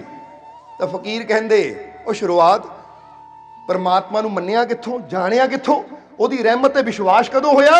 ਉਹ ਕਹਿੰਦੇ ਇੱਕ ਦਿਨ ਮੈਂ ਤੁਰਿਆ ਜਾ ਰਿਹਾ ਸੀ, ਭੁੱਖ ਲੱਗੀ ਮੈਨੂੰ, ਬਹੁਤ ਸਮੇਂ ਪਹਿਲਾਂ, ਨੌਜਵਾਨੀ ਦੀ ਗੱਲ ਹੈ, ਉਦੋਂ ਮੇਰੀ ਉਮਰ ਫਕੀਰ ਦੱਸਦੇ ਹੁਣੀ 18-19 ਸਾਲ ਦੀ। ਮੈਂ ਤੁਰਿਆ ਜਾ ਰਿਹਾ ਸੀ, ਭੁੱਖ ਲੱਗੀ ਤਾਂ ਜਾਂਦੇ ਜਾਂਦੇ ਨਾ ਇੱਕ ਪੇੜ ਤੇ ਸੰਤਰੇ, ਤੁਸੀਂ ਸਮਝਦੇ ਹੋ ਔਰੰਜ, ਕਹਿੰਦੇ ਉਹ ਪੇੜ ਤੇ ਲੱਗਿਆ ਹੋਇਆ ਸੀ। ਮੈਨੂੰ ਭੁੱਖ ਲੱਗੀ, ਮੈਂ ਸੋਚਿਆ ਤੋੜ ਕੇ ਖਾਵਾਂ। ਹੁਣ ਜਦੋਂ ਮੈਂ ਤੋੜਨ ਲੱਗਾ ਤਾਂ ਫਿਰ ਮਨ ਚ ਆਇਆ ਕਿ ਪਹਿਲਾਂ ਇਹਦੇ ਮਾਲਿਕ ਨੂੰ ਤਾਂ ਪੁੱਛ ਲਵਾਂ ਕਿ ਭਾਈ ਮੈਂ ਇੱਕ ਖਾ ਸਕਦਾ ਹਾਂ, ਭੁੱਖ ਲੱਗੀ ਹੋਈ ਹੈ, ਕਿਉਂਕਿ ਇਦਾਂ ਤੋੜ ਕੇ ਖਾਣਾ ਤਾਂ ਚੋਰੀ ਹੈ, ਇਹ ਤਾਂ ਗਲਤ ਗੁਨਾਹ ਹੈ। ਇਸ ਲਈ ਮੈਂ ਗਿਆ ਉਸ ਬਾਗ ਦੇ ਅੰਦਰ, ਉੱਥੇ ਉਹਦਾ ਮਾਲਿਕ ਬੈਠਾ ਹੈ। ਤਾਂ ਮਾਲਿਕ ਬੈਠਾ, ਉਹ ਸੰਤਰੇ ਤੋੜ ਤੋੜ ਕੇ ਟੋਕਰੀ 'ਚ ਪਾ ਰਿਹਾ ਹੈ। ਕਹਿੰਦੇ ਮੈਂ ਜਾ ਕੇ ਆਗਿਆ ਮੰਗੀ ਕਿ ਮੈਨੂੰ ਭੁੱਖ ਲੱਗੀ ਹੈ, ਕੁਝ ਸੰਤਰੇ ਮੈਨੂੰ ਮਿਲ ਸਕਦੇ ਹੈ? तो मालिक कहता भाई बेचण वास्ते है, बेचण वास्ते है, अगर कीमत है तो लै जा, बेशक टोकरी भर के लै जा तू, क्योंकि कीमत देनी पैनी है। वो कहता जी कीमत तो इसलिए मेरे को है नहीं, पर भुख बड़ी लगी हुई है। हाँ जे तुसी मैनू कुछ खाण नू दे दवो तो फिर मैं इन्ना कर सकदा है कि मैं भी तोड़ तोड़ के तुहाडे नाल टोकरी भरा के तुहाडी मदद कर सकदा है। जिद्दां बंदा कहता कि जिन्ना कि मेरे तो कम हो सकता वो कर सकदा तुहाडे नाल। मालिक कहता ठीक है। फिर बाग दा मालिक कहण लगा ठीक है, ਆ ਲੈ ਉਹਨਾਂ ਕੁਛ ਦਿੱਤੇ ਖਾ ਲੈ, ਔਰ ਉਸ ਤੋਂ ਬਾਅਦ ਆ ਮੇਰੀਆਂ ਖਾਲੀ ਟੋਕਰੀਆਂ ਤੋੜ ਤੋੜ ਕੇ ਤੂੰ ਵੀ ਨਾਲ ਭਰਵਾ। ਤਾਂ ਸਮਝ ਲੈ ਕਿ ਤੇਰੀ ਮਿਹਨਤ ਬਦਲੇ ਮੇਰੇ ਵੱਲੋਂ ਇਹ ਇਨਾਮ ਹੈ ਤੈਨੂੰ, ਕਿ ਪੈਸਾ ਤਾਂ ਤੇਰੇ ਕੋਲ ਨਹੀਂ ਹੈ, ਪਰ ਤੂੰ ਆ ਮੇਰਾ ਕੰਮ ਕਰਕੇ ਆਪਣੀ ਉਹ ਜੋ ਵੀ ਹੈ ਤੂੰ ਜਿੰਨਾ ਫਲ ਖਾਦਾ ਹੈ ਉਹਦੀ ਕੀਮਤ ਅਦਾ ਕਰ ਸਕਦਾ ਹੈ। ਉਹਨਾਂ ਕਿਹਾ ਜੀ ਠੀਕ ਹੈ। ਕਹਿੰਦੇ ਫਿਰ ਮੇਰੇ ਮਨ ਨੇ ਕੀ ਜਵਾਬ ਦਿੱਤਾ ਕਿ ਪਹਿਲਾਂ ਮਿਹਨਤ ਕਰਨੀ, ਖਾਣਾ ਬਾਅਦ ਚੋਂ ਹੈ, ਕਿਉਂਕਿ ਇਦਾਂ ਨਹੀਂ ਚੰਗਾ ਲੱਗਦਾ ਕਿ ਪਹਿਲਾਂ ਖਾ ਲਵਾਂ ਤਾਂ ਬਾਅਦ ਚੋਂ ਉਹਦਾ ਕੰਮ ਕਰਾਂ। ਇਸ ਕਰਕੇ ਨੌਜਵਾਨ ਨੇ ਕਿਹਾ, ਫਕੀਰ ਕਹਿੰਦੇ ਉਸ ਵੇਲੇ ਮੈਂ ਨੌਜਵਾਨ ਸੀ, ਮੈਂ ਉਹਨੂੰ ਕਿਹਾ ਠੀਕ ਹੈ ਮੈਂ ਖਾਊਂਗਾ ਬਾਅਦ ਚੋਂ, ਪਰ ਪਹਿਲਾਂ ਤੁਹਾਡਾ ਕੰਮ ਕਰ ਲੈਣਾ। ਜਦੋਂ ਤੁਹਾਨੂੰ ਲੱਗੇ ਕਿ ਜਿੰਨੇ ਫਲ ਤੁਸੀਂ ਮੈਨੂੰ ਦਿੱਤੇ ਐ ਉਹ ਉਨਾ ਮੈਂ ਕੰਮ ਕਰ ਦਿੱਤਾ, ਫਿਰ ਮੈਨੂੰ ਕਹਿ ਦਿਓ ਜਾ ਬੇਟਾ ਖਾ ਲੈ ਹੁਣ। ਕਿਉਂਕਿ ਉਸ ਵੇਲੇ ਉਹ ਜਿਹੜਾ ਮਾਲਿਕ ਸੀ ਉਹ ਥੋੜਾ ਬਿਰਧ ਸੀ ਔਰ ਮੈਂ ਸੀ ਜਵਾਨ, 18-19 ਸਾਲ ਦੀ ਉਮਰ। ਇਸ ਲਈ ਕਹਿੰਦੇ ਮੈਂ ਫਟਾਫਟ ਤੋੜ ਤੋੜ ਕੇ ਟੋਕਰੀਆਂ ਭਾਣ ਲੱਗਾ, ਕਿਉਂਕਿ ਉਹ ਹੌਲੀ ਹੌਲੀ ਕਰ ਰਿਹਾ ਸੀ ਬਿਰਧ ਹੋਣ ਕਰਕੇ। ਮੇਰੇ 'ਚ ਜੋਸ਼ ਸੀ, ਭੁੱਖ ਵੀ ਸੀ ਕਿ ਫਟਾਫਟ ਕੰਮ ਖਤਮ ਕਰਾਂ ਤਾਂ ਬਹਿ ਕੇ ਆਰਾਮ ਨਾਲ ਖਾਣਾ ਖਾਵਾਂ। ਇਸ ਲਈ ਮੈਂ ਦੌੜ ਦੌੜ ਕੇ ਜਾ ਕੇ ਸੰਤਰੇ ਤੋੜ ਤੋੜ ਕੇ ਟੋਕਰੀਆਂ 'ਚ ਪਾਣ ਲੱਗ ਗਿਆ। ਔਰ ਜਦੋਂ ਟੋਕਰੀਆਂ ਸਾਰੀਆਂ ਭਰ ਗਈਆਂ ਤਾਂ ਮਾਲਕ ਬੜਾ ਖੁਸ਼ ਹੋਇਆ। ਕਹਿੰਦਾ ਬੇਟਾ ਤੂੰ ਤਾਂ ਮੇਰੀ ਸੋਚ ਤੋਂ ਵੀ ਜ਼ਿਆਦਾ ਤੇਜ਼ੀ ਨਾਲ ਕੰਮ ਕੀਤਾ, ਤੂੰ ਤਾਂ ਬੜਾ ਹੋਣਹਾਰ ਯੁਵਕ ਹੈ, ਲੈ ਤੂੰ ਜਿੰਨੇ ਜਾਵੇਂ ਖਾ ਲੈ, ਜਿੱਥੋਂ ਦਿਲ ਕਰੇ ਤੋੜ ਕੇ ਖਾ ਲੈ, ਕਿਉਂਕਿ ਮੈਂ ਤੇਰੇ ਤੋਂ ਬਹੁਤ ਖੁਸ਼ ਹਾਂ। ਹੁਣ ਪਹਿਲੀ ਗੱਲ ਇੱਥੋਂ ਕੀ ਸਮਝ ਆਉਂਦੀ ਹੈ ਕਿ ਇੱਕ ਇਨਸਾਨ ਅਗਰ ਮਿਹਨਤ ਨਾਲ ਕੰਮ ਕਰੇ ਨਾ, ਅੱਛੀ ਕਰਨੀ ਕਰੇ, ਮਿਹਨਤ ਕਰੇ, ਤਾਂ ਫਿਰ ਉਹ ਰੱਬ ਵੀ ਉਹਨੂੰ ਉਹਦੀ ਜ਼ਰੂਰਤ ਤੋਂ ਜ਼ਿਆਦਾ ਦਿੰਦਾ ਹੈ। ਤਾਂ ਜੇ ਬੰਦਾ ਮਿਹਨਤ ਕਰੇ ਨਾ ਉਦਾਂ ਹੀ ਮੰਗੀ ਜਾਵੇ, ਹੁਣ ਫਰਜ਼ ਕਰੋ ਇਹ ਨੌਜਵਾਨ ਉਦਾਂ ਹੀ ਮੰਗਦਾ ਕਿ ਮੈਂ ਨਹੀਂ ਕੰਮ ਕਰਨਾ, ਮੈਨੂੰ ਉਦਾਂ ਹੀ ਦੇ ਦਿਓ, ਅੱਗੇ ਜਵਾਬ ਕੀ ਮਿਲਣਾ ਸੀ ਆਪ ਹੀ ਦੱਸ ਦਿਓ। ਕੀ ਜਵਾਬ ਮਿਲਣਾ ਸੀ? ਕਹਿਣਾ ਜੇ ਤੂੰ ਨਹੀਂ ਕਰਨਾ ਮੁਫਤ ਥੋੜੀ ਬਣਨਾ ਮੈਂ। ਭਾਈ ਜਾਂ ਤਾਂ ਕੀਮਤ ਦੇ, ਜੇ ਪੈਸਾ ਨਹੀਂ ਹੈ ਤਾਂ ਕਰਮ ਕਰ, ਤਾਂ ਕਿ ਉਹਦੇ ਬਦਲੇ ਮੈਂ ਤੈਨੂੰ ਖੁਸ਼ੀ ਨਾਲ ਇਹ ਚੀਜ਼ ਦੇਵਾਂ।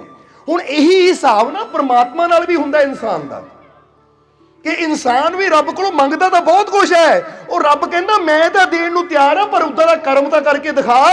ਜੇ ਤੂੰ ਅੱਛਾ ਕਰਮ ਕਰੇਗਾ, ਆਪਣੀ ਸਮਝ ਨਾਲ, ਆਪਣੀ ਬੁੱਧੀ ਨਾਲ, ਆਪਣੀ ਤਾਕਤ ਨਾਲ ਅੱਛਾਈ ਕਰੇਗਾ, ਤਾਂ ਜਦੋਂ ਤੂੰ ਨੇਕੀ ਕਰੇਗਾ ਮੈਨੂੰ ਖੁਸ਼ੀ ਮਿਲੇਗੀ, ਫਿਰ ਤਾਂ ਮੈਂ ਖੁਸ਼ੀ ਨਾਲ ਤੇਰੀ ਸੋਚ ਤੋਂ ਜ਼ਿਆਦਾ ਤੈਨੂੰ ਦਊਂਗਾ। ਬਰੋ ਸਮਝਦੇ ਹੋ ਕਿ ਨਹੀਂ? ਇਸ ਲਈ ਅਸੀਂ ਇੱਕ ਸਤਸੰਗ 'ਚ ਦੱਸਿਆ ਸੀ ਕਿ ਕਿਸੇ ਨੇ ਸ਼੍ਰੀ ਕ੍ਰਿਸ਼ਨ ਨੂੰ ਪੁੱਛਿਆ ਸੀ ਕਿ ਮਹਾਰਾਜ ਪੂਜਾ ਸ਼੍ਰੇਸ਼ਟ ਹੈ ਜਾਂ ਅੱਛੀ ਕਰਨੀ, ਯਾਨੀ ਪੂਜਾ ਕਰਨਾ ਵਧੀਆ ਹੈ ਜਾਂ ਅੱਛਾ ਕਰਮ ਕਰਨਾ ਵਧੀਆ ਹੈ। ਤਾਂ ਸ਼੍ਰੀ ਕ੍ਰਿਸ਼ਨ ਨੇ ਇੱਕੋ ਹੀ ਗੱਲ ਕਹੀ ਸੀ, ਕਹਿੰਦੇ पूजा से अच्छा कर्म करना श्रेष्ठ है, क्योंकि पूजा करके हमें ईश्वर से मांगना पड़ता है और अच्छा कर्म करने से ईश्वर खुश होकर हमें खुद देता है। जरा समझो ये पॉइंट में। कहते पूजा करके सानू मंगना पैंदा है कि रब्बा मैनू दे। हुण पूजा समझ दो ना, पूजा कि थाली सजा ली आरती दी, विच जोत जगा लई, या बंदा बह गया भगवान की तस्वीर या मूर्ति के सामने आरती कर ली, थाली घुमा ली, रख के फुल चढ़ा दिते, या बंदा कहता कच्ची लस्सी ने इशनान कर दिता, यानी जो भी पूजा के नियम है। कहते पूजा करने तो बाद सानू हाथ जोड़ के प्रार्थना करनी पैंदी है, भगवान मैनू आ दे, मैं ते आ कृपा कर, आ रहमत कर। सो श्री कृष्ण कहते पूजा से अच्छी करनी श्रेष्ठ है, क्योंकि पूजा करके हमें मांगना पड़ता है और अच्छा कर्म करने से ईश्वर खुश होकर खुद हमें देता है। कहते अच्छा कर्म करांगे तो फिर मंगण की भी लोड़ नहीं है। हुण फर्ज करो कोई गिरिया होया है, हुण कोई गिरिया होया है, तुसीं उहनूं फड़ के उठा दोगे तो उहदी जुबान तो की निकलेगा? रब तेरा भला करे। तुहानूं मंगण की लोड़ नहीं पई कि मैनू दुआ दे, तुसीं अच्छा कीता, ਉਹਦੀ ਜ਼ੁਬਾਨ ਤੋਂ ਆਪ ਨਿਕਲਿਆ ਕਿ ਰੱਬ ਤੇਰਾ। ਤਾਂ ਜੇ ਹੁਣ ਤੁਸੀਂ ਬੈਠੇ ਬੈਠੇ ਕੋਈ ਆਵੇ ਤੁਹਾਨੂੰ ਔਰ ਆ ਕੇ ਕਵੇ ਮੇਰੇ ਵਾਸਤੇ ਦੁਆ ਕਰ, ਤੇ ਨਾ ਕਿਉਂ ਕਰਾਂ, ਤੂੰ ਕੀਤਾ ਕੀ ਜਿਹੜਾ ਮੈਂ ਤੇਰੇ ਵਾਸਤੇ ਦੁਆ ਕਰਾਂ? ਹੋ ਜਾਂਦਾ ਕਿ ਨਹੀਂ ਇਦਾਂ? ਹੁਣ ਤੁਸੀਂ ਬੈਠੇ ਹੋਵੋ, ਕੋਈ ਵੀ ਆ ਕੇ ਤੁਹਾਨੂੰ ਕਵੇ ਭਾਈ ਮੇਰੇ ਵਾਸਤੇ ਅਰਦਾਸ ਕਰ ਦੇ, ਤਾਂ ਤੁਸੀਂ ਉਹਦਾ ਦੇਖਣਾ ਕਿਉਂਕਿ ਉਹਨੂੰ ਮੰਗਣਾ ਪਿਆ। ਸ਼ਾਇਦ ਉਹਦੇ ਕਹਿਣ ਤੇ ਤੁਸੀਂ ਕਰ ਵੀ ਦੇਵੋ, ਪਰ ਇੱਥੋਂ ਨਹੀਂ ਨਿਕਲੇਗੀ, कहना मंग रहा है। पर जदों कोई तुहाडी हेल्प करेगा, कोई तुहाडी मदद करेगा, कोई तुहाडा इदां दा काम करेगा जिस तुहानूं खुशी मिलेगी, फिर तुहाडी जिहड़ी दुआ है ना, अरदास है, कित्थों निकलेगी? दिलों। क्योंकि तुहाडा दिल खुश करेगा तो तुसीं दिलों उहनूं दुआवां दोगे। या इहनूं इदां भी समझ लो कि तुसीं घर च एक ना दिहाड़ीदार रखिया है, हुण अगर वो तुहाडी सोच तो ज़्यादा चंगा काम करदा है तो तुसीं दिहाड़ी दे नाल नाल कई बार उहनूं इनाम भी दिंदे हो कि नहीं, कि लै भी 250-300 का तेरी दिहाड़ी है पर तू काम मेरी सोच तो वधिया कीता है, इसलिए 100 रुपया मेरे वालों या 200 इनाम ही रख लै। ਬੰਦਾ ਜਦੋਂ ਦੇਖਦਾ ਕਿ ਕਰਮ ਅੱਛਾ ਹੈ ਤਾਂ ਆਪਣੇ ਆਪ ਬੰਦੇ ਦਾ ਦਿਲ, ਤਾਂ ਹੀ ਤਾਂ ਤੁਸੀਂ ਕਈ ਜਗ੍ਹਾ ਦੇਖਦੇ ਹੋ ਕਿ ਰੈਸਟੋਰੈਂਟ ਤੇ ਬੰਦਾ ਜਾਵੇ, ਕਿਸੇ ਹੋਟਲ 'ਚ ਬੰਦਾ ਜਾਵੇ, ਜੇ ਵੇਟਰ ਕੋਈ ਅੱਛੀ ਸਰਵਿਸ ਦਿੰਦਾ ਹੈ ਤਾਂ ਬੰਦਾ ਖਾਣਾ ਖਾਣ ਤੋਂ ਬਾਅਦ ਟਿਪ ਦਿੰਦਾ ਕਿ ਨਹੀਂ ਉਹਨੂੰ, ਕਿ ਲੈ ਵੀ ਤੇਰੀ ਸਰਵਿਸ ਬਹੁਤ ਅਸੀਂ 50-100 ਦੀ ਲੈ ਲਾ, ਤੂੰ ਖੁਸ਼ੀ ਨਾਲ ਹੀ ਲੈ ਲਾ ਕਿਉਂਕਿ ਤੂੰ ਬੜੀ ਸੇਵਾ ਕੀਤੀ, ਦਿਲੋਂ ਕੀਤੀ। ਤਾਂ ਜੇ ਕੋਈ ਤੁਹਾਨੂੰ ਦੇਖ ਕੇ ਸੜੀ ਜਾਵੇ, ਮੱਥੇ ਵੱਲ ਪਾਈ ਜਾਵੇ, ਤਾਂ ਫਿਰ ਤੁਸੀਂ ਕਹਿਣਾ ਹੈ ਇਹ ਇਸ ਲਾਇਕ ਹੈ ਨਹੀਂ ਕਿ ਇਹਨੂੰ ਕੋਈ ਇਨਾਮ ਦਿੱਤਾ ਜਾਵੇ, ਕਿਉਂਕਿ ਇਹਦੇ ਕਰਮ ਹੀ ਇਦਾਂ ਦੇ ਹੈ ਨਹੀਂ। ਸੋ ਇੱਥੇ ਦੱਸਣਾ ਕੀ ਚਾਹੁੰਦੇ ਹਾਂ ਅਸੀਂ ਕਿ ਅੱਜ ਇਨਸਾਨ ਮੰਗਦਾ ਹੈ ਰੱਬ ਤੋਂ, ਪਰ ਰੱਬ ਕਹਿੰਦਾ ਮੰਗਣ ਦੀ ਲੋੜ ਨਹੀਂ। ਸ਼੍ਰੀ ਕ੍ਰਿਸ਼ਨ ਕਹਿੰਦਾ ਮੰਗਣ ਦੀ ਲੋੜ ਨਹੀਂ, ਅੱਛੀ ਕਰਨੀ ਕਰ, ਤੇਰਾ ਅੱਛਾ ਕਰਮ ਹੋਏਗਾ ਤਾਂ ਫਿਰ ਮੰਗਣ ਦੀ ਲੋੜ ਨਹੀਂ। ਪ੍ਰਮਾਤਮਾ ਈਸ਼ਵਰ ਤੈਨੂੰ ਖੁਸ਼ ਹੋ ਕੇ ਆਪ ਦੇਗਾ। ਇੱਥੇ ਹੈ ਖੁਸ਼ ਹੋ ਕੇ, ਔਰ ਇੱਥੇ ਫਿਰ ਕਵਾਂਗੇ ਕਿ ਜਦੋਂ ਖੁਸ਼ ਹੋ ਕੇ ਦੇਣ ਦੀ ਗੱਲ ਆਉਂਦੀ ਨਾ ਤਾਂ ਬੰਦੇ ਦੀ ਸੋਚ ਤੋਂ ਜ਼ਿਆਦਾ ਹੀ ਮਿਲਦਾ ਹੈ। ਸਮਝਦੇ ਹੋ ਕਿ ਨਹੀਂ? ਹੁਣ ਤੁਸੀਂ ਖੁਸ਼ ਹੋਵੋ ਤਾਂ ਤੁਹਾਡਾ ਕੋਈ ਪਤਾ ਥੋੜੀ ਤੁਸੀਂ ਅਗਲੇ ਨੂੰ ਕਿੰਨਾ ਇਨਾਮ ਦੇ ਦੇਣਾ ਹੈ, ਖੁਸ਼ੀ 'ਚ ਤੁਸੀਂ ਕੀ ਦੇ ਦੇਣਾ ਉਹਨੂੰ, ਬੋਲੋ ਸਮਝਦੇ ਹੋ ਕਿ ਨਹੀਂ? ਇਸ ਲਈ ਅਸੀਂ ਕਈ ਵਾਰ ਦੇਖਿਆ ਹੈ, ਕਈ ਜਗ੍ਹਾ ਨਾ ਕੋਈ ਮੈਚ ਚੱਲਦਾ ਹੋਵੇ, ਚਾਹੇ ਕ੍ਰਿਕਟ ਦਾ ਹੀ ਹੋਵੇ, ਕਬੱਡੀ ਦਾ ਹੋਵੇ, ਕੋਈ ਵੀ ਹੋਵੇ, ਜੇ ਕੋਈ ਅੱਛਾ ਸ਼ਾਟ ਮਾਰ ਦੇਵੇ ਤਾਂ ਕਈ ਦਰਸ਼ਕ ਜਿਹੜੇ ਵਿੱਚ ਬੈਠੇ ਹੁੰਦੇ ਨਾ, ਮੇਨ ਬੰਦੇ, ਉਹ ਖੁਸ਼ ਹੋ ਕੇ ਕਹਿੰਦੇ ਲੈ ਵੀ ਇਹਨਾਂ ਛੱਕਾ ਮਾਰਿਆ, ਮੇਰੇ ਵੱਲੋਂ ਇੰਨਾ ਇਨਾਮ, ਜਾਂ ਇਹਨਾਂ ਇਦਾਂ ਦੀ ਕਬੱਡੀ ਵਿੱਚ ਨਾ ਇਦਾਂ ਦੀ ਇਹਨਾਂ ਉਹ ਕੀਤਾ ਹੈ, ਕੀ ਕਰਦੇ ਹੋ ਤੁਹਾਨੂੰ ਪਤਾ ਹੀ ਹੈ, ਕੋਈ ਰੇਡ ਪਾਈ ਹੈ ਜਾਂ ਨਾ ਪਕੜ ਲਿਆ ਖਿਲਾੜੀ ਨੂੰ ਤਾਂ ਮੇਰੇ ਵੱਲੋਂ ਇਹਨੂੰ ਇੰਨਾ ਇਨਾਮ। ਯਾਨੀ ਖੁਸ਼ੀ ਵਿੱਚ ਬੰਦਾ ਫਿਰ ਉਨਾ ਦੇ ਦਿੰਦਾ ਜਿੰਨਾ ਖਿਲਾੜੀ ਜਾਂ ਬੰਦਾ ਇਨਸਾਨ ਸੋਚ ਵੀ ਨਹੀਂ ਸਕਦਾ। ਸੋ ਇੱਥੇ ਇਹੀ ਪੁਆਇੰਟ ਸਭ ਤੋਂ ਗਹਿਰਾ ਹੈ ਕਿ ਅਸੀਂ ਇਹ ਦੇਖੀਏ ਕਿ ਮੈਂ ਅੱਛਾ ਕੀ ਕਰ ਰਿਹਾ, ਸਮਝਦੇ ਹੋ ਕਿ ਨਹੀਂ? ਔਰ ਇੱਥੇ ਇੱਕ ਗੱਲ ਹੋਰ ਸਾਨੂੰ ਸ਼੍ਰੀ ਕ੍ਰਿਸ਼ਨ ਦਾ ਬਚਨ ਯਾਦ ਆ ਗਿਆ, ਇਹ ਵੀ ਬੜੀ ਜ਼ਰੂਰੀ ਗੱਲ ਹੈ, ਕਿਉਂਕਿ ਇੱਥੇ ਵੀ ਸ਼੍ਰੀ ਕ੍ਰਿਸ਼ਨ ਆਪਣੀ ਨਾ ਇੱਕ ਬਾਣੀ ਦੇ ਅੰਦਰ ਬੜਾ ਪਿਆਰਾ ਦੱਸਦੇ ਹੈ कि अगर तुम्हारे विचार पवित्र हैं, अगर तुम्हारे विचार पवित्र हैं, तुम में आत्मविश्वास है। जरा हुण गौर करना, ये केड़ी चीज कह रहे हैं, गिन लेना तुसी। अगर तुम्हारे विचार पवित्र हैं, तुम में आत्मविश्वास है और सहन शक्ति भी है, तो यकीनन खुशियां तुम्हारे पीछे ऐसे आएंगी जैसे तुम्हारी परछाई। ਇਹ ਗੱਲ ਯਾਦ ਰੱਖਣਾ ਹਮੇਸ਼ਾ। ਹੁਣ ਤੁਸੀਂ ਖੁਸ਼ੀ ਚਾਹੁੰਦੇ ਹੋ ਨਾ, ਜੀਵਨ 'ਚ ਕਾਮਯਾਬੀ ਚਾਹੁੰਦੇ ਹੋ, ਸਫਲਤਾ ਚਾਹੁੰਦੇ ਹੋ, ਤਾਂ ਜ਼ਰਾ ਹੁਣ ਇਹ 3 ਪੁਆਇੰਟ ਯਾਦ ਰੱਖੋ। ਅੱਜ ਇਨਸਾਨ ਸਫਲਤਾ ਦੇ ਪਿੱਛੇ ਦੌੜਦਾ ਹੈ, ਅੱਜ ਇਨਸਾਨ ਕਾਮਯਾਬੀ ਨੂੰ ਪਾਉਣ ਵਾਸਤੇ ਦੌੜਦਾ ਹੈ, ਪਰ ਕਾਮਯਾਬੀ ਸਫਲਤਾ ਉਹਨੂੰ ਮਿਲਦੀ ਨਹੀਂ। ਬੰਦਾ ਕਹਿ ਦਿੰਦਾ ਨਾ ਮੈਂ ਬੜੀਆਂ ਕੋਸ਼ਿਸ਼ਾਂ ਕੀਤੀਆਂ ਮੈਨੂੰ ਸਫਲਤਾ ਨਹੀਂ ਮਿਲ ਰਹੀ, ਮੈਂ ਬੜੀਆਂ ਕੋਸ਼ਿਸ਼ਾਂ ਕੀਤੀਆਂ ਮੈਨੂੰ ਕਾਮਯਾਬੀ ਨਹੀਂ ਮਿਲਦੀ, ਮੇਰਾ ਕੰਮ ਨਹੀਂ ਚੱਲਦਾ, ਮੈਨੂੰ ਇਹ ਨਹੀਂ ਹੁੰਦਾ, ਮੇਰਾ ਉਹ ਨਹੀਂ ਹੁੰਦਾ, ਮੈਨੂੰ ਆਹ ਨਹੀਂ ਮਿਲਦਾ, ਮੇਰੀ ਲੱਖ ਕੋਸ਼ਿਸ਼ ਤੋਂ ਬਾਅਦ ਵੀ ਕਿਤੇ ਪਾਸੇ ਖੁਸ਼ੀ ਮਿਲਦੀ ਨਹੀਂ ਹੈ, ਮੈਂ ਦੁਖੀ ਹਾਂ। ਤਾਂ ਹੁਣ ਇੱਥੇ 3 ਚੀਜ਼ਾਂ ਨੂੰ ਚੈੱਕ ਕਰਨਾ ਹੈ ਫਿਰ ਅਸੀਂ।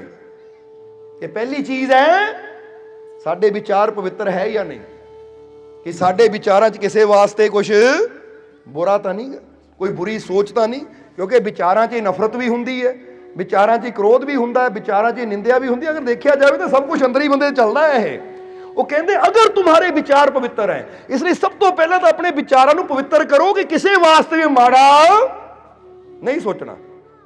ਸਮਝਦੇ ਹੋ ਕਿ ਨਹੀਂ? ਜਿੱਦਾਂ ਤੁਸੀਂ ਉਹ ਗਾਂਧੀ ਦੇ 3 ਬਾਂਦਰਾਂ ਬਾਰੇ ਤਾਂ ਸੁਣਿਆ ਹੋਣਾ ਕਿ ਬੁਰਾ ਬੋਲੋ ਨਾ, ਬੁਰਾ ਦੇਖੋ ਨਾ, ਬੁਰਾ ਸੁਣੋ ਨਾ, ਪਰ ਇੱਥੇ ਚੌਥਾ ਬਾਂਦਰ ਵੀ ਚਾਹੀਦਾ, ਬੁਰਾ ਸੋਚੋ ਵੀ ਨਾ। ਸਮਝਦੇ ਹੋ ਕਿ ਨਹੀਂ?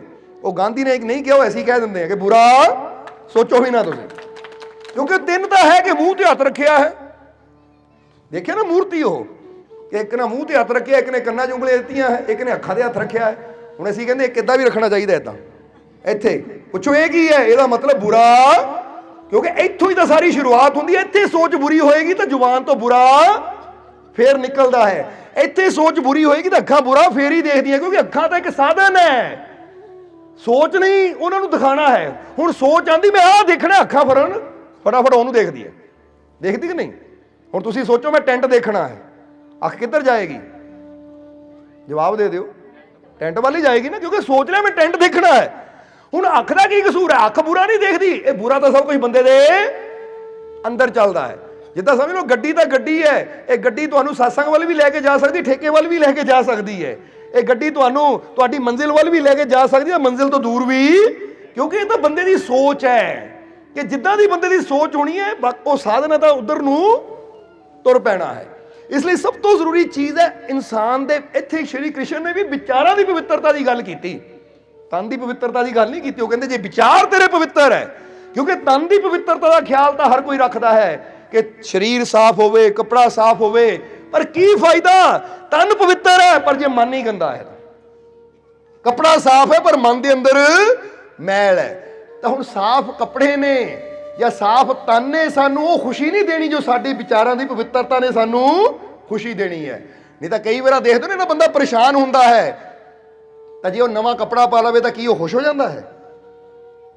बोलो जवाब दो। परेशानी तो फिर अंदर रहिंदी है, पर जे विचारां च पवित्रता आ जाएगी तो जिहदे विचार पवित्र है फिर उसका कनैक्शन परमात्मा नाल जुड़दा है, और जदों परमात्मा नाल इंसान जुड़दा है तो खुशियां आनियां शुरू हो जांदियां है। इसलिए पहला पॉइंट ऐसे भी अपने अंदर लिख लेना कि मैं अपने विचारां नूं हमेशा पवित्र रखना है।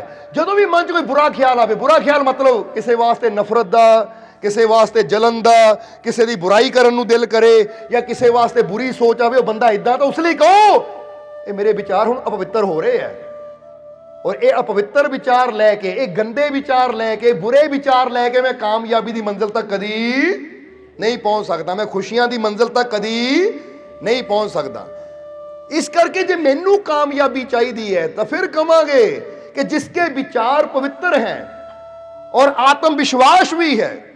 जरा गौर करना, क्योंकि अगली गल केड़ी कही आत्मविश्वास दी, कि अगर इंसान के विचार पवित्र हैं, उसमें आत्मविश्वास है और सहन शक्ति भी है, तो यकीनन खुशियां उसके पीछे पीछे ऐसे आएंगी जैसे उसकी परछाई। जरा 3 पॉइंट देखना। हुण अज तुसी खुशियां पिछे जांदे हो, वो कहंदे फिर तैनू जाण दी लोड़ नहीं पेगी। और फिर कहांगे कि ये जिहड़े शब्द है ना, ये किसी ऐरे गहरे तुरे फिरे इंसान दे नहीं है। श्री कृष्ण या जदों भी असी देखते ना गुरु रहबर संत जिन्हां ने अपने मालिक नूं पा के अपना पूरा जीवन ही उहदे नां ते लाता, और जिहदे नाल जुड़ के लखां दी जीवां दी जिंदगी बदली है, अगर उन्हां दी जुबान तो कोई बाणी निकलदी है तो व्यर्थ नहीं हुंदी, ਉਹਦੀ असर ਹੁੰਦਾ है। ਉਹਨੂੰ ਮੰਨ ਕੇ, ਉਹਨੂੰ ਸਮਝ ਕੇ ਅਸੀਂ ਆਪਣੇ ਜੀਵਨ 'ਚ ਵੀ ਬਦਲਾਵ ਲਿਆ ਸਕਦੇ ਹਾਂ, ਖੁਸ਼ੀਆਂ, ਕਾਮਯਾਬੀ, ਸਫਲਤਾ ਲਿਆ ਸਕਦੇ ਹਾਂ। ਇਸ ਕਰਕੇ ਅੱਜ ਤੋਂ ਪਹਿਲਾਂ ਤਾਂ ਆਪਣੇ ਵਿਚਾਰਾਂ ਨੂੰ ਪਵਿੱਤਰ ਕਰੋ। ਝਾੜੂ ਲਾਓ ਪਹਿਲਾਂ ਤਾਂ ਇਹਦੇ ਅੰਦਰ, ਯਾਨੀ ਜੋ ਬੁਰੇ, ਜਿੱਦਾਂ ਆਪਾਂ ਘਰ ਨੂੰ ਸਾਫ਼ ਕਰਦੇ ਨਾ ਕਚਰਾ, ਜਿੱਦਾਂ ਅਸੀਂ ਇੱਕ ਵਾਰ ਇੱਕ ਗੱਲ ਦੱਸੀ ਸੀ, ਇੱਥੇ ਵੀ ਹੁਣ ਕਚਰੇ ਦੀ ਗੱਲ ਚੱਲੀ ਹੈ, ਤਾਂ ਤੁਹਾਨੂੰ ਇੱਕ ਕਹਾਣੀ ਛੋਟੀ ਜਿਹੀ ਸੁਣਾਣੀ ਹੈ, ਔਰ ਉਹਦਾ ਜਵਾਬ ਵੀ ਨਾਲ ਨਾਲ ਦੇਣਾ। ਤੁਸੀਂ ਤਿਆਰ ਹੋ? ਫਿਰ ਹੁਣ ਸਮਝ ਲਓ ਕਿ ਤੁਸੀਂ ਇੱਕ ਨਵਾਂ ਘਰ ਬਣਾਇਆ ਹੈ, घर दे सब कुछ नवा है, सोफे नवे है, टाइलां नवीआं है, किचन नवी है, बैडरूम, यानी सब कुछ नवा घर तुसीं बिल्कुल नवा बनाया।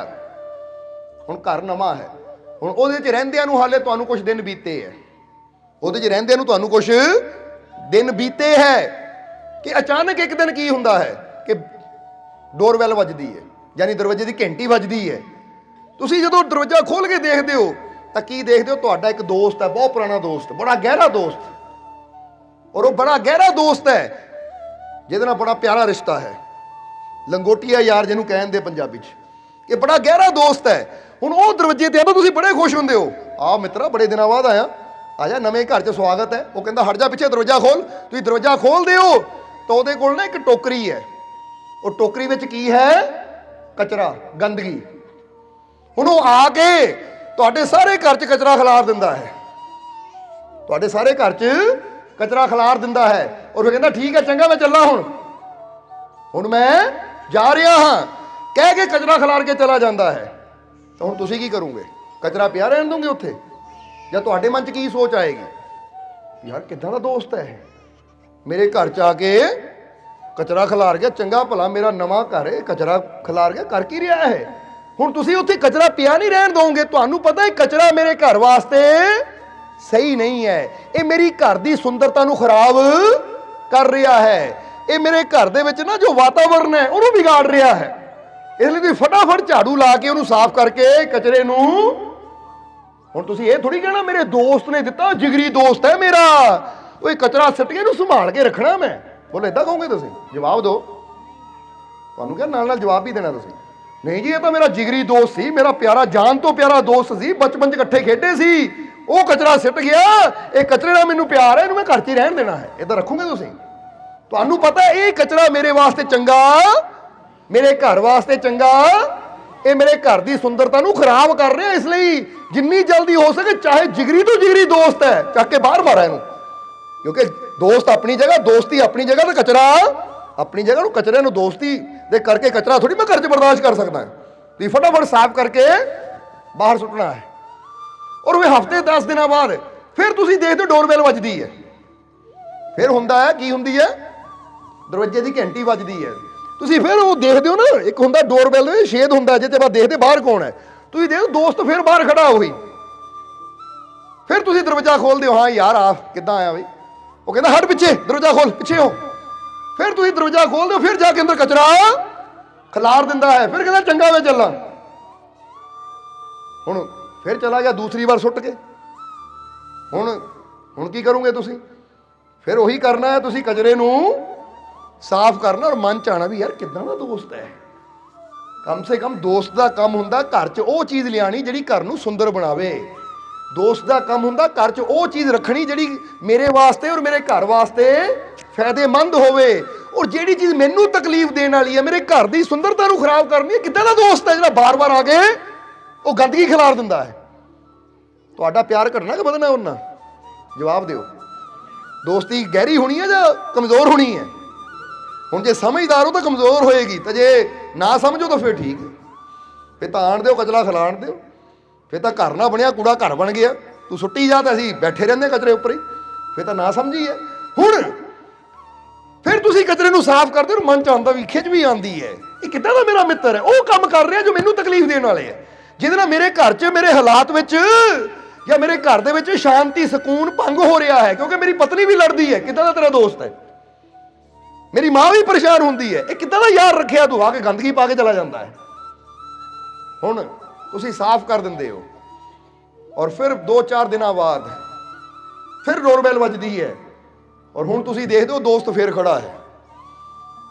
ਹੁਣ ਦੋਸਤ ਫਿਰ ਖੜਾ ਹੈ ਤਾਂ ਇਸ ਵਾਰ ਤੁਸੀਂ ਦਰਵਾਜ਼ਾ ਖੋਲੋਗੇ ਕਿ ਨਹੀਂ? ਜਵਾਬ ਦਿਓ, ਇਸ ਵਾਰ ਦਰਵਾਜ਼ਾ ਖੋਲੋਗੇ ਕਿ ਨਹੀਂ? ਹੁਣ ਤੁਹਾਨੂੰ ਪਤਾ 2 ਵਾਰ ਇਹ ਜੋ ਕਚਰਾ ਖਿਲਾਰ ਗਿਆ ਨਾ, ਤਾਂ ਹੁਣ ਮੈਂ ਦਰਵਾਜ਼ਾ, ਦੋਸਤੀ ਗਈ ਆਪਣੀ ਜਗ੍ਹਾ, ਅੱਜ ਤੋਂ ਦੋਸਤੀ ਖਤਮ। ਇਦਾਂ ਦਾ ਦੋਸਤ ਹੀ ਨਹੀਂ ਮੈਨੂੰ ਜ਼ਿੰਦਗੀ ਚਾਹੀਦਾ, ਖਤਮ ਹੈ ਦੋਸਤੀ। ਤੁਸੀਂ ਦਰਵਾਜ਼ਾ ਨਹੀਂ ਖੋਲਣਾ ਔਰ ਉੱਥੇ ਹੀ ਕਹਿ ਦੇਣਾ ਭਾਈ ਤੇਰੇ ਵਰਗੇ ਇਨਸਾਨ ਨੂੰ ਦੂਰੋਂ ਹੀ ਸਲਾਮ, ਦੂਰੋਂ ਹੀ ਨਮਸਕਾਰ, ਜਾ ਬਈ ਸਾਡੇ ਵੱਲੋਂ ਸਤਿ ਸ੍ਰੀ ਅਕਾਲ ਹੈ। ਹੁਣ ਨਹੀਂ ਦਰਵਾਜ਼ਾ ਖੋਲਣਾ ਤੇਰੇ ਵਾਸਤੇ। ਸਮਝਦਾਰ ਇਨਸਾਨ ਇਹੀ ਹੈ। ਬੋਲੋ ਸਮਝਦੇ ਹੋ ਕਿ ਨਹੀਂ? ਹੁਣ ਇੱਥੇ ਤੁਹਾਨੂੰ ਕਵਾਂਗੇ ਜਰਾ ਸੋਚ ਕੇ ਦੇਖੋ ਇਹ ਕਹਾਣੀ ਤੁਹਾਨੂੰ ਕਿਉਂ ਦੱਸੀ ਹੈ। ਕਿਉਂਕਿ ਬਹੁਤ ਇਨਸਾਨ ਇਦਾਂ ਦੇ ਹੁੰਦੇ ਸਾਡੇ ਜੀਵਨ 'ਚ ਜਿਨ੍ਹਾਂ ਨੂੰ ਅਸੀਂ ਕਹਿੰਦੇ ਸਾਡੇ ਗਹਿਰੇ ਮਿੱਤਰ, ਸਾਡੇ ਰਿਸ਼ਤੇਦਾਰ, ਸਾਡੇ ਸੱਜਣ, ਪਰ ਉਹ ਵੀ ਆਉਂਦੇ ਹੈ, ਉਹ ਇਦਾਂ ਦੀਆਂ ਗੱਲਾਂ ਕਰਦੇ ਹੈ। ਕਿਹੜੀਆਂ ਗੱਲਾਂ? ਹੁਣ ਫਿਰ ਇੱਥੇ ਗੱਲ ਕਵਾਂਗੇ, ਪਹਿਲਾਂ ਇਹ ਪੁਆਇੰਟ ਸਮਝ ਲਓ ਫਿਰ ਉੱਧਰ ਚਲਾਂਗੇ ਕਿ ਜੇ ਘਰ 'ਚ ਕੋਈ ਕਚਰਾ ਖਿਲਾਰ ਦੇਵੇ ਨਾ ਤਾਂ ਉਹ ਕਚਰਾ ਸਾਫ਼ ਕਰਨਾ ਸੌਖਾ ਹੈ, ਪਰ ਅਗਰ ਕੋਈ ਬੁਰੀ ਸੋਚ ਦਾ ਕਚਰਾ, ਬੁਰਾਈ ਦਾ ਕਚਰਾ ਸਾਡੇ ਕੰਨਾਂ ਦੇ ਜ਼ਰੀਏ ਸਾਡੇ ਦਿਮਾਗ 'ਚ ਪਾ ਦੇਵੇ ਤਾਂ ਉਹ ਸਾਫ਼ ਕਰਨਾ ਬੜਾ ਹੀ ਔਖਾ ਹੋ ਜਾਂਦਾ ਹੈ। ਔਰ ਜਿਹੜਾ ਸੱਜਣ ਮਿੱਤਰ ਰਿਸ਼ਤੇਦਾਰ ਇਦਾਂ ਦੀਆਂ ਬੁਰੀਆਂ ਗੱਲਾਂ ਕਰਦਾ ਹੈ ਕਿ ਜਿਹਦੇ ਨਾਲ ਸਾਡੇ ਜੀਵਨ 'ਚ ਪਰੇਸ਼ਾਨੀਆਂ ਆਉਂਦੀਆਂ ਹੈ, ਤਕਲੀਫਾਂ ਆਉਂਦੀਆਂ ਹੈ, ਦੁੱਖ ਆਉਂਦੇ ਹੈ, ਜਾਂ ਨੈਗੇਟਿਵਿਟੀ ਦਾ ਕਚਰਾ ਸਾਡੇ ਅੰਦਰ ਪਾਉਂਦਾ, ਤਾਂ ਫਿਰ ਇਦਾਂ ਦੇ ਦੋਸਤ ਵਾਸਤੇ ਦਰਵਾਜ਼ਾ ਬੰਦ ਕਰਕੇ ਦੂਰੋਂ ਹੀ ਉਹਨੂੰ ਨਮਸਕਾਰ ਕਰ ਦੋਗੇ, ਭਾਈ ਸਾਡੇ ਜੀਵਨ ਤੇਰੀ ਲੋੜ ਨਹੀਂ ਹੈ। ਕਿਉਂਕਿ ਬਹੁਤ ਇਨਸਾਨ ਇਦਾਂ ਦੇ ਮਿਲਣਗੇ ਤੁਹਾਨੂੰ ਜਿਹੜੇ ਆ ਕੇ ਨਿੰਦਿਆ ਕਰਨਗੇ, ਉਹ ਤੈਨੂੰ ਪਤਾ ਫਲਾਨਾ ਕੀ ਕਰ ਰਿਹਾ ਸੀ, ਤੈਨੂੰ ਪਤਾ ਫਲਾਨਾ ਬੰਦਾ ਇਦਾਂ ਕਰ ਰਿਹਾ ਸੀ। ਔਰ ਅਸੀਂ ਯਾਨੀ ਆਪਣੀ ਗੱਲ ਨਹੀਂ, ਤੁਸੀਂ ਕੀ ਕਰਦੇ ਉਸ ਵੇਲੇ? ਜਰਾ ਸੋਚੋ ਕਿ ਕੋਈ ਆਂਦਾ ਹੈ ਨਿੰਦਿਆ ਕਰਦਾ ਹੈ ਤਾਂ ਬੰਦਾ ਉਹਨੂੰ ਮਨਾ ਕਰਨ ਦੀ ਬਜਾਏ ਕਿ ਮੇਰੇ ਦਿਮਾਗ 'ਚ ਗੰਦ ਨਾ ਖਿਲਾਰ, ਬੰਦਾ ਬੜਾ ਇੰਟਰਸਟ ਲੈ ਕੇ ਸੁਣਦਾ, ਅੱਛਾ ਹਾਂ ਹੋਰ ਦੱਸ, ਫਿਰ ਬੜਾ ਸਵਾਦ ਲੈ ਕੇ ਸੁਣਦਾ ਹੈ। ਔਰ ਇਹ ਨਹੀਂ ਪਤਾ ਉਹ ਇਦਾਂ ਦਾ ਕਚਰਾ ਤੇਰੇ ਅੰਦਰ ਪਾ ਰਿਹਾ ਹੈ ਜਿਹਨਾਂ ਤੇਰੇ ਜੀਵਨ ਦੀਆਂ ਸਾਰੀਆਂ ਖੁਸ਼ੀਆਂ, ਸੁੱਖ, ਸਕੂਨ, ਚੈਨ ਖਤਮ ਕਰ ਦੇਣਾ ਹੈ। ਔਰ ਕਈ ਵਾਰ ਤਾਂ ਅਸੀਂ ਇਹ ਵੀ ਦੇਖਿਆ ਹੈ, ਕਿਉਂਕਿ ਸਾਡੇ ਕੋਲ ਬੇਨਤੀਆਂ ਆਉਂਦੀਆਂ ਰਹਿੰਦੀਆਂ ਹੈ ਕਿ ਪਤੀ ਪਤਨੀ ਆਪਣਾ ਜੀਵਨ ਬੜਾ ਵਧੀਆ ਜੀ ਰਹੇ ਹੈ, ਭੈਣ ਭਰਾ ਆਪਣਾ ਜੀਵਨ ਬੜਾ ਵਧੀਆ ਜੀ ਰਹੇ ਹੈ, ਪਰ ਕੋਈ ਤੀਸਰਾ ਆਂਦਾ ਹੈ, ਉਹ ਇਦਾਂ ਦੀ ਗੱਲ ਉਹਦੇ ਪ੍ਰਤੀ ਕਹਿ ਦਿੰਦਾ ਹੈ ਕਿ ਜੋ ਕਿ ਸੱਚੀ ਵੀ ਨਹੀਂ ਹੁੰਦੀ, ਪਰ ਜਦੋਂ ਇਹਨੂੰ ਕਹਿ ਦਿੰਦਾ ਤੇ ਇਹਦੇ ਮਨ 'ਚ ਇਦਾਂ ਦੀ ਬੈਠ ਜਾਂਦੀ ਕਿ ਉੱਥੇ ਝਗੜੇ ਹੋਣੇ ਸ਼ੁਰੂ ਹੋ ਜਾਂਦੇ ਆ। ਹੁਣ ਜਰਾ ਸੋਚ ਕੇ ਦੇਖੋ, ਇੱਕ ਉਦਾਹਰਨ ਦੇਣ ਲੱਗੇ ਆ, ਜਰਾ ਸੋਚ ਕੇ ਦੇਖੋ ਕਿ ਪਤੀ ਕੰਮ ਤੇ ਗਿਆ ਹੈ, ਔਰ ਪਤਨੀ ਨਾਲ ਬੜਾ ਪਿਆਰ ਕਰਦਾ ਹੈ। ਹੁਣ ਜੇ ਕੋਈ ਏਦਾਂ ਕਹਿ ਦੇਵੇ ਉਹ ਪਤੀ ਨੂੰ, ਉਹ ਤੂੰ ਤਾਂ ਕੰਮ ਤੇ ਚੱਲ ਜਾਂਦਾ, ਤੈਨੂੰ ਕੀ ਪਤਾ ਤੇਰੀ ਘਰ ਵਾਲੀ ਮੋਬਾਈਲ ਤੇ ਲੱਗੀ ਰਹਿੰਦੀ ਹੈ, ਹੁਣ ਭਾਵੇਂ ਵਿਚਾਰੀ ਆਪਣੇ ਮਾਪਿਆਂ ਨਾਲ ਹੀ ਗੱਲ ਕਰਦੀ ਹੋਵੇ, ਕਿਤੇ ਚੰਗੀ ਜਗ੍ਹਾ ਹੀ ਕਰਦੀ ਹੋਵੇ, ਪਰ ਕਹਿਣ ਵਾਲਾ ਕਹਿਤਾ ਹੁਣ ਪਤੀ ਦੇ ਮਨ ਚੋਂ ਸ਼ੰਕਾ ਦਾ ਕਾਂਟਾ ਚਲਾ ਗਿਆ, ਤਾਂ ਹੁਣ ਉਹਨਾਂ ਉੱਤੇ ਸ਼ੱਕ ਕਰਨੀ, ਹੁਣ ਸ਼ੱਕ ਵੱਧਦਾ ਫਿਰ ਕੀ ਹੋਣਾ ਹੈ, ਜਿੱਥੇ ਪਿਆਰ ਸੀ ਉੱਥੇ ਝਗੜੇ ਹੋਣੇ ਸ਼ੁਰੂ ਹੋ ਜਾਂਦੇ ਹੈ। ਕਿਉਂਕਿ ਕਿਹਾ ਜਾਂਦਾ ਹੈ ਕਿ ਜਦੋਂ ਇਹ ਗੱਲ ਯਾਦ ਰੱਖਣਾ, ਮੌਲਾਨਾ ਰੂਮੀ ਕਹਿੰਦੇ ਸੀ ਕਿ ਜਿਸ ਦਰਵਾਜ਼ੇ ਥਣੀ ਸ਼ੰਕਾ ਅੰਦਰ ਆਂਦੀ ਹੈ ਨਾ, ਫਿਰ ਮੁਹੱਬਤ ਉਸੇ ਦਰਵਾਜ਼ੇ ਥਣੀ ਬਾਹਰ ਚਲੀ ਜਾਂਦੀ ਹੈ। ਉਹ ਕਹਿੰਦੇ ਸ਼ੱਕ ਤੇਰੇ ਅੰਦਰ ਆ ਗਿਆ ਨਾ ਦਿਲ 'ਚ, ਤਾਂ ਫਿਰ ਪਿਆਰ ਉੱਥੋਂ ਬਾਹਰ ਚਲਾ ਜਾਏਗਾ, ਕਿਉਂਕਿ ਇਹ ਦਿਲ 'ਚ ਕਦੀ ਦੋ ਚੀਜ਼ਾਂ ਇਕੱਠੀਆਂ ਰਹਿ ਹੀ ਨਹੀਂ ਸਕਦੀਆਂ। ਜੇ ਸ਼ੰਕਾ ਹੈ ਤਾਂ ਪਿਆਰ ਹੈ ਨਹੀਂ, ਤਾਂ ਜੇ ਪਿਆਰ ਹੈ ਤਾਂ ਫਿਰ ਸ਼ੱਕ ਹੈ ਨਹੀਂ। ਜਿੱਥੇ ਪਿਆਰ ਹੁੰਦਾ ਹੈ ਉੱਥੇ ਪੂਰੀ ਦੁਨੀਆ ਵੀ ਕਵੇ ਉਹ ਇਦਾਂ ਹੈ, ਉਹ ਯਾ ਮੈਂ ਨਹੀਂ ਵਿਸ਼ਵਾਸ ਕਰਦਾ, ਮੈਂ ਉਹਨਾਂ ਪਿਆਰ ਕਰਦਾ ਤਾਂ ਮੈਨੂੰ ਉੱਤੇ ਪੂਰਾ ਵਿਸ਼ਵਾਸ ਹੈ, ਇਹਨੂੰ ਕਹਿੰਦੇ ਪਿਆਰ। ਅੱਜ ਬੰਦਾ ਦੁਨੀਆ ਦੇ ਪਿੱਛੇ ਲੱਗ ਕੇ ਕਈ ਵਾਰ ਆਪਣੇ ਰੱਬ ਤੇ ਵੀ ਸ਼ੰਕਾ ਕਰਨੀ ਸ਼ੁਰੂ ਕਰ ਦਿੰਦਾ ਕਿ ਰੱਬ ਹੈ ਵੀ ਜਾਂ ਨਹੀਂ। ਹੁਣ ਕੋਈ ਕਹਿ ਦੇਵੇ ਨਾ, ਕੋਈ ਕਿੰਨਾ ਚਿਰ ਹੋ ਗਿਆ ਤੈਨੂੰ ਫਰਿਆਦਾਂ ਕਰਦੇ ਨੂੰ, ਮੈਨੂੰ 10 ਸਾਲ ਹੋ ਗਏ। ਲੈ ਜੇ ਰੱਬ ਹੁੰਦਾ ਤਾਂ ਮੰਨਦਾ ਨਾ ਤੇਰੀ, ਰੱਬ ਹੁੰਦਾ ਸੁਣਦਾ ਨਾ ਤੇਰੀ। ਯਾਰ ਗੱਲ ਤਾਂ ਤੇਰੀ ਸਹੀ ਹੈ। ਕਈ ਵਾਰ ਬੰਦਾ ਦੁਨੀਆ ਮਗਰ ਲੱਗ ਜਾਂਦਾ ਹੈ, ਹਾਲਾਂਕਿ ਉੱਥੇ ਬੰਦਾ ਇਹ ਨਹੀਂ ਚੈੱਕ ਕਰਦਾ ਕਿ ਰੱਬ ਤਾਂ ਦੇਣ ਨਹੀਂ ਬੈਠਾ ਹੈ, ਪਰ ਮੈਂ ਚੈੱਕ ਕਰਾਂ ਕਿ ਮੈਂ ਲੈਣ ਦੇ ਲਾਇਕ ਕੰਮ ਵੀ ਕਰਦੇ ਆ ਜਾਂ ਨਹੀਂ। ਹੁਣ ਇੱਕ ਬੱਚਾ ਮਿਹਨਤ ਕਰੇ ਨਾ, ਫੇਲ ਹੋਈ ਜਾਵੇ, 1 ਸਾਲ ਫੇਲ, ਦੂਜੇ ਸਾਲ ਫੇਲ, ਤੀਜੇ ਸਾਲ ਫੇਲ, ਚੌਥੇ ਸਾਲ ਫੇਲ, ਤਾਂ ਕੋਈ ਉਹਨੂੰ ਕਵੇ ਉਹ 5 ਸਾਲ ਹੋ ਗਏ ਤੈਨੂੰ ਫੇਲ ਹੁੰਦਿਆਂ ਨੂੰ, ਇਹ ਤੇਰੇ ਟੀਚਰ ਹੀ ਮਾੜੇ ਹੈ, ਇਹ ਤੇ ਸਕੂਲ ਹੀ ਨਹੀਂ ਚੰਗਾ ਜਿਹੜਾ ਤੈਨੂੰ ਫੇਲ ਕਰੀ ਜਾਂਦਾ ਹੈ। ਤਾਂ ਬੱਚਾ ਕਵੇ ਹਾਂ ਇਹ ਸਕੂਲ ਨਹੀਂ ਚੰਗਾ, ਕਿਤੇ ਹੋਰ ਜਾਵਾਂ ਮੈਂ। ਉਹ ਫਿਰ ਦੂਜੇ ਸਕੂਲ 'ਚ ਜਾ ਕੇ ਐਡਮਿਸ਼ਨ ਲੈ ਲਵੇ, ਮਿਹਨਤ ਫਿਰ ਨਾ ਕਰੇ, ਉੱਥੇ ਵੀ ਫੇਲ ਹੋ ਜਾਵੇ, ਉਹਨਾਂ ਕਹਿੰਦੇ ਇਹ ਵੀ ਨਹੀਂ ਚੰਗਾ, ਕਿਤੇ ਹੋਰ ਚਲੀਏ। ਹੁਣ ਉਹ ਦੂਜਿਆਂ ਨੂੰ ਦੋਸ਼ ਦੇ ਰਿਹਾ, ਇਹ ਨਹੀਂ ਦੇਖ ਰਿਹਾ ਕਿ ਮਿਹਨਤ ਨਾ ਪਾਸ ਹੋਣ ਵਾਸਤੇ ਮੈਨੂੰ ਕਰਨੀ ਪੈਣੀ ਹੈ, ਕਿਉਂਕਿ ਹਰ ਸਕੂਲ ਸਾਨੂੰ ਪਾਸ ਦਾ ਸਰਟੀਫਿਕੇਟ ਦੇਣਾ ਚਾਹੁੰਦਾ ਹੈ, ਦੇਣ ਨਹੀਂ ਬੈਠਾ ਹੈ, ਪਰ ਉਹਦੇ ਵਾਸਤੇ ਮਿਹਨਤ ਸਾਨੂੰ ਕਰਨੀ ਪੈਣੀ ਹੈ। ਜਿੱਦਾਂ ਹੁਣ ਫਰਜ਼ ਕਰੋ ਜੇ ਮਾਲਕ ਦੇ ਘਰ 'ਚ ਆਏ ਹੋ ਤੇ ਇੱਥੇ ਰਹਿਮਤਾਂ ਦਾ ਭੰਡਾਰ ਹੈ, ਮਾਲਕ ਦੇ ਘਰ 'ਚ ਕੋਈ ਕਮੀ ਨਹੀਂ ਹੈ। ਜੋ ਇਨਸਾਨ ਵਿਸ਼ਵਾਸ ਨਾਲ ਮੰਗੇਗਾ ਉਹਨੂੰ ਮਿਲੇਗਾ, ਪਰ ਉਹਦੇ ਵਾਸਤੇ ਵਿਸ਼ਵਾਸ ਯਕੀਨ ਤਾਂ ਸਾਨੂੰ ਹੀ ਆਪਣੇ ਅੰਦਰ ਪੈਦਾ ਕਰਨਾ ਪੈਣਾ ਹੈ। ਆਪਣੇ ਅੰਦਰ ਵਿਸ਼ਵਾਸ ਨਾ ਹੋਵੇ, ਆਪਣੇ ਅੰਦਰ ਸ਼ੰਕਾ ਹੋਵੇ, ਤਾਂ ਫਿਰ ਇਨਸਾਨ ਕਵੇ ਕਿ ਰੱਬ ਮੈਨੂੰ ਦਿੰਦਾ ਨਹੀਂ। ਤਾਂ ਉਹੀ ਚੀਜ਼ ਇੱਥੇ ਸ਼੍ਰੀ ਕ੍ਰਿਸ਼ਨ ਦੱਸ ਰਹੇ, ਆਪਣੇ ਵਿਚਾਰਾਂ ਨੂੰ ਪਹਿਲਾਂ ਕਹਿੰਦੇ ਪਵਿੱਤਰ ਕਰ, ਇਹਨੇ ਚੈੱਕ ਕਰੋ ਆਪਣੇ ਆਪ ਨੂੰ। ਜੇ ਕਦੀ ਕਿਸੇ ਵਾਸਤੇ ਬੁਰਾ ਖਿਆਲ ਆਵੇ, ਕੋਈ ਜਲਨ ਦਾ, ਕੋਈ ਕਿਉਂਕਿ ਇਨਸਾਨ ਸੜਦਾ ਹੀ ਬਹੁਤ ਹੁੰਦਾ ਹੈ, ਉਹਨੂੰ ਆ ਕਿੱਦਾਂ, ਜਾਂ ਇਨਸਾਨ ਨਫ਼ਰਤ ਵੀ ਬਹੁਤ ਕਰਦਾ ਹੈ। ਕਈ ਵਾਰ ਕਿਸੇ ਨੇ ਕੁਝ ਮਾੜਾ ਕੀਤਾ ਤਾਂ ਅਸੀਂ ਉਹਦੇ ਬਾਰੇ ਬੁਰਾ ਸੋਚਦੇ ਰਹਿੰਦੇ ਹਾਂ, ਇਹਦਾ ਇਦਾਂ ਹੋ ਜਾਵੇ, ਉਹ ਕੋਈ ਕੁਝ ਵੀ ਕਰੇ, ਪਰ ਸਾਡੇ ਵਿਚਾਰ ਪਵਿੱਤਰ ਰਹਿਣੇ ਚਾਹੀਦੇ। ਸਾਡੇ ਵਿਚਾਰਾਂ 'ਚ ਕਿਸੇ ਵਾਸਤੇ ਕੋਈ ਬੁਰਾ ਨਹੀਂ ਹੋਣਾ ਚਾਹੀਦਾ, ਬਲਕਿ ਫਿਰ ਕਵਾਂਗੇ ਕਿ ਜੇ ਸਾਡੇ ਅੰਦਰ ਕਿਸੇ ਪ੍ਰਤੀ ਗੁੱਸਾ ਗਿਲਾ ਹੈ ਵੀ ਨਾ, तो ਉਹਦੇ ਵਾਸਤੇ ਵੀ ਅੰਦਰੋਂ ਕਰੋ ਕਿ परमात्मा मेरे मन 'ਚ गुस्सा खत्म कर और मेरे मन 'ਚ सब दे वास्ते प्यार पैदा कर, ताकि जिन प्रेम की हो तिन ही प्रभु पायो। मेरे अंदर प्यार पैदा कर ताकि मैं तेरियां रहमतां तक पहुंच सकां, तेरे तक पहुंच सकां। क्योंकि एक इंसान की नफरत अगर मैनू रोक रही है मेरे रब तक पहुंचण तो फिर समझदार वो नफरत नू रखेगा नहीं, वो नफरत नू हटाएगा कि नू हटावा, क्योंकि हटेगी तो फिर ही अपनी मंजिल तक मैं पहुंचूंगा। समझते हो कि नहीं? हुण इसी तरह समझ लो कि अगर असी अपने विचारों को पवित्र कर लवांगे और आत्म विश्वास रखांगे अपने अंदर, क्योंकि आत्म विश्वास का मतलब हुंदा अपने आप ते आत्म विश्वास, अपने आप ते यकीन। और इत्थे जदों आत्मा शब्द आ जांदा ना तो आत्मा परमात्मा दी अंश है, नाल नाल परमात्मा ते भी यकीन होना चाहिए है।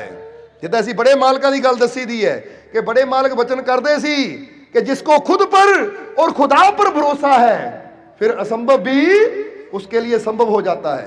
कि अगर इंसान अपने आप से तो अपने रब ते विश्वास रखे तो नामुमकिन भी मुमकिन होना शुरू हो जाता है। इसलिए सब तो पहले तो ये याद रखना कि चाहे कोई सज्जन है, मित्र है, किसी तरह का भी है, अगर कोई साडे अंदर ना नेगेटिविटी का कचरा पाता है फिर ਉਹਦੇ वास्ते घर का दरवाजा कभी खोलो ही ना। समझते हो कि नहीं? क्योंकि ਜਿਹੜੇ ਵਿਚਾਰਾਂ ਨਾਲ, ਜਿਹੜੀ ਸੋਚ ਨਾਲ ਸਾਡੇ ਜੀਵਨ 'ਚ ਅਸ਼ਾਂਤੀ ਆਵੇ, ਤਕਲੀਫ, ਦੁੱਖ ਵਧੇ, ਫਿਰ ਸਮਝ ਲਓ ਉਹ ਕਚਰਾ ਹੈ ਜਿਹੜਾ ਸਾਡੇ ਜੀਵਨ 'ਚ ਪਰੇਸ਼ਾਨੀਆਂ ਵਧਾਉਣ ਵਾਲਾ ਹੈ। ਨਹੀਂ, ਦਰਵਾਜ਼ਾ ਹਮੇਸ਼ਾ ਉਹਨਾਂ ਵਾਸਤੇ ਖੁੱਲੇ ਜਿਹੜੇ ਸਾਡੇ ਘਰ ਵਿਸ਼ਵਾਸ ਦੇ ਫੁੱਲ ਵਿਖੇਰਨ, परमात्मा ਦੇ ਯਕੀਨ ਦੇ ਫੁੱਲ ਵਿਖੇਰਨ। ਅਗਰ ਸਾਡੇ ਜੀਵਨ 'ਚ ਮੁਸ਼ਕਿਲ ਹੈ ਵੀ ਤਾਂ ਜਿਹੜੇ ਸਾਨੂੰ ਹੌਸਲਾ ਦੇਣ ਨਾ ਕਿ ਫਿਕਰ ਨਾ ਕਰ, ਜੇ ਅੱਜ ਮੁਸ਼ਕਿਲ ਹੈ ਤਾਂ ਮੁਸ਼ਕਿਲ ਦਾ ਹੱਲ ਵੀ ਹੋਏਗਾ। ਅਗਰ ਅੱਜ ਪਰੇਸ਼ਾਨੀ ਹੈ ਤਾਂ ਆਪਣੇ ਰੱਬ ਤੇ ਵਿਸ਼ਵਾਸ ਰੱਖ, ਉਹ ਤੈਨੂੰ ਹਰ ਪਰੇਸ਼ਾਨੀ ਚੋਂ ਕੱਢੇਗਾ ਵੀ। ਜਿਹੜੇ ਪੋਜ਼ਿਟਿਵਿਟੀ ਸਾਨੂੰ ਦੇਣ ਵਾਲੇ ਨਾ, ਅਗਰ ਉਹਨਾਂ ਨਾਲ ਜੁੜ ਕੇ ਰਵਾਂਗੇ ਤਾਂ ਸਾਡੇ ਜੀਵਨ ਦੀਆਂ ਮੁਸ਼ਕਿਲਾਂ ਬੜੀ ਜਲਦੀ ਦੂਰ ਵੀ ਹੁੰਦੀਆਂ ਚਲੀਆਂ ਜਾਣਗੀਆਂ। ਕਿਉਂਕਿ ਇਹਨੂੰ ਫਿਰ ਇਸ ਤਰ੍ਹਾਂ ਸਮਝ ਲਓ ਕਿ ਇੱਕ ਮਿੱਤਰ ਉਹ ਹੁੰਦਾ ਹੈ ਕਿ ਸਾਡੇ ਘਰ 'ਚ ਜੇ ਅੰਧੇਰਾ ਹੋਵੇ ਨਾ, ਉਹ ਆ ਕੇ ਦੀਵਾ ਜਗਾਉਂਦਾ ਹੈ ਔਰ ਰੋਸ਼ਨੀ ਕਰ ਦਿੰਦਾ ਹੈ। ਤੇ ਇੱਕ ਮਿੱਤਰ ਉਹ ਵੀ ਹੋ ਸਕਦਾ ਹੈ ਕਿ ਤੁਹਾਡੇ ਘਰ 'ਚ ਦੀਵਾ ਜਗਦਾ ਹੋਵੇ ਤਾਂ ਆ ਕੇ ਫੂਕ ਮਾਰ ਕੇ ਉਹਨੂੰ ਬੁਝਾ ਦੇਵੇ ਤਾਂ ਤੁਹਾਨੂੰ ਪਰੇਸ਼ਾਨੀ 'ਚ ਪਾ ਦੇਵੇ। ਹੁਣ ਸਮਝ ਲਓ ਕਈਆਂ ਅੰਦਰ ਪਰਮਾਤਮਾ ਦੇ ਪਿਆਰ ਦਾ, ਵਿਸ਼ਵਾਸ ਦਾ ਦੀਵਾ ਜਗਦਾ ਹੁੰਦਾ ਹੈ, ਪਰ ਕਈ ਆ ਕੇ ਗੱਲਾਂ ਇਦਾਂ ਦੀਆਂ ਕਰਨਗੇ ਵਿਸ਼ਵਾਸ ਨੂੰ ਤੋੜਨ ਵਾਲੀਆਂ, ਯਕੀਨ ਨੂੰ ਤੋੜਨ ਵਾਲੀਆਂ, ਫੂਕਾ ਮਾਰ ਕੇ ਦੀਵੇ ਨੂੰ ਬੁਝਾਉਣ ਦੀ ਕੋਸ਼ਿਸ਼ ਕਰਨਗੇ। ਤਾਂ ਜੇ ਉਹਦੇ ਮਗਰ ਲੱਗ ਕੇ ਅਸੀਂ ਦੀਵਾ ਬੁਝਾ ਦਿੱਤਾ ਤਾਂ ਨੁਕਸਾਨ ਕਿਹਦਾ ਹੋਣਾ ਹੈ? ਉਹਨਾਂ ਦਾ ਚਲੇ ਜਾਣਾ ਹੈ, ਪਰ ਜ਼ਿੰਦਗੀ ਤਾਂ ਸਾਡੀ ਅੰਧੇਰੇ ਜਾਣੀ ਹੈ ਨਾ। ਇਸ ਕਰਕੇ ਫਿਰ ਸਾਨੂੰ ਉੱਥੇ ਚਾਹੀਦਾ ਹੈ ਕਿ ਅਸੀਂ ਕਿਉਂ ਇਨਸਾਨ ਨੂੰ ਕਿਹਾ ਗੁਰੂਆਂ, ਰਹਿਬਰਾਂ, ਪੀਰਾਂ, ਫਕੀਰਾਂ ਦੀ ਸੋਭਤ 'ਚ ਬੈਠ, ਕਿਉਂਕਿ ਇਹਨਾਂ ਦੀ ਸੋਭਤ 'ਚ ਬੈਠ ਕੇ ਹੀ ਬੁਝੇ ਹੋਏ ਦੀਵੇ ਜਗਦੇ ਹੈ। ਉਹ ਵਿਸ਼ਵਾਸ ਦਾ ਦੀਵਾ, ਉਹ ਪ੍ਰੇਮ ਦਾ ਦੀਵਾ ਇਨਸਾਨ ਦੇ ਜੀਵਨ ਜਗਦਾ, ਉਹ ਰਹਿਮਤ ਦਾ ਦੀਵਾ ਜਗਦਾ, ਜਿਹਦੇ ਨਾਲ ਫਿਰ ਸਾਡੇ ਜੀਵਨ 'ਚ ਖੁਸ਼ੀਆਂ ਦਾ, ਕਾਮਯਾਬੀ ਦਾ ਪ੍ਰਕਾਸ਼ ਆਣਾ ਸ਼ੁਰੂ ਹੋ ਜਾਂਦਾ ਹੈ। ਔਰ ਇਹੀ ਚੀਜ਼ ਇਸ ਸ਼ਲੋਕ ਅੰਦਰ ਵੀ ਦੱਸੀ ਹੈ ਕਿ ਤਨ ਮਾਟੀ ਦੀਪਕ ਭਿਆ, ਗਿਆਨ ਤੇਲ ਲੈ ਡਾਲ, ਔਰ ਬਾਤੀ ਲੈ ਹਰੀ ਨਾਮ ਕੀ, ਸਤ ਸੰਗਤ ਮੇਂ ਜਾਲ। ਕਹਿੰਦੇ ਬਾਤੀ ਹਰੀ ਨਾਮ ਦੀ ਔਰ ਸੰਤਾਂ ਦੀ ਸੋਭਤ 'ਚ ਬੈਠ, ਕਿਉਂਕਿ ਸੰਤਾਂ ਦੀ ਸੋਭਤ 'ਚ ਬੈਠੇਗਾ ਤਾਂ ਗਿਆਨ ਦਾ ਤੇਲ ਵੀ ਉੱਥੇ ਮਿਲੇਗਾ, ਹਰੀ ਨਾਮ ਦੀ ਬੱਤੀ ਵੀ ਉੱਥੋਂ ਮਿਲੇਗੀ, ਤਾਂ ਜਗਾ ਵੀ ਉਹਨਾਂ ਨੇ ਆਪ ਹੀ ਦੇਣਾ ਹੈ। ਕਿਉਂਕਿ ਜਗਾਣਾ ਵੀ ਤਾਂ ਸੰਤਾਂ ਦਾ ਹੀ ਕੰਮ ਹੁੰਦਾ ਨਾ। ਤਾਂ ਹੀ ਤਾਂ ਕਹਿੰਦੇ ਨਾ, ਬੁਝਦੇ ਦੀਵੇ ਬਲਦੇ ਵੇਖੇ, ਚੜ੍ਹਦੇ ਸੂਰਜ ਢਲਦੇ ਵੇਖੇ। ਇਹ ਗੱਲ ਯਾਦ ਰੱਖਣਾ, ਜ਼ਿੰਦਗੀ ਬਾਰੇ ਬੁੱਲੇ ਸ਼ਾਹ ਨੇ ਦੱਸਿਆ ਹੈ ਕਿ ਚੜ੍ਹਦੇ ਸੂਰਜ ਢਲਦੇ ਦੇਖੇ, ਬੁਝਦੇ ਦੀਵੇ ਬਲਦੇ ਵੇਖੇ। ਉਹ ਜਿਹਨਾਂ ਦਾ ਨਾ ਕੋਈ ਜਗਤੇ, ਉਹ ਵੀ ਬੱਚੇ ਪਲਦੇ ਦੇਖੇ। ਉਹ ਲੋਕੀ ਕਹਿੰਦੇ ਦਾਲ ਨਹੀਂ ਗਲਦੀ, ਮੈਂ ਤਾਂ ਪੱਥਰ ਗਲਦੇ ਦੇਖੇ। ਉਹ ਬੁੱਲਿਆ ਜਿਹਨਾਂ ਦਾ ਨਾ ਮੁਰਸ਼ਦ ਜਗਤੇ, ਖਾਲੀ ਹੱਥੋਂ ਮਲਦੇ ਵੇਖੇ। ਦੇਖੋ ਬੁੱਲੇ ਸ਼ਾਹ ਕਿੱਡੀ ਵੱਡੀ ਗੱਲ ਕਹਿ ਦਿੰਦੇ ਆ।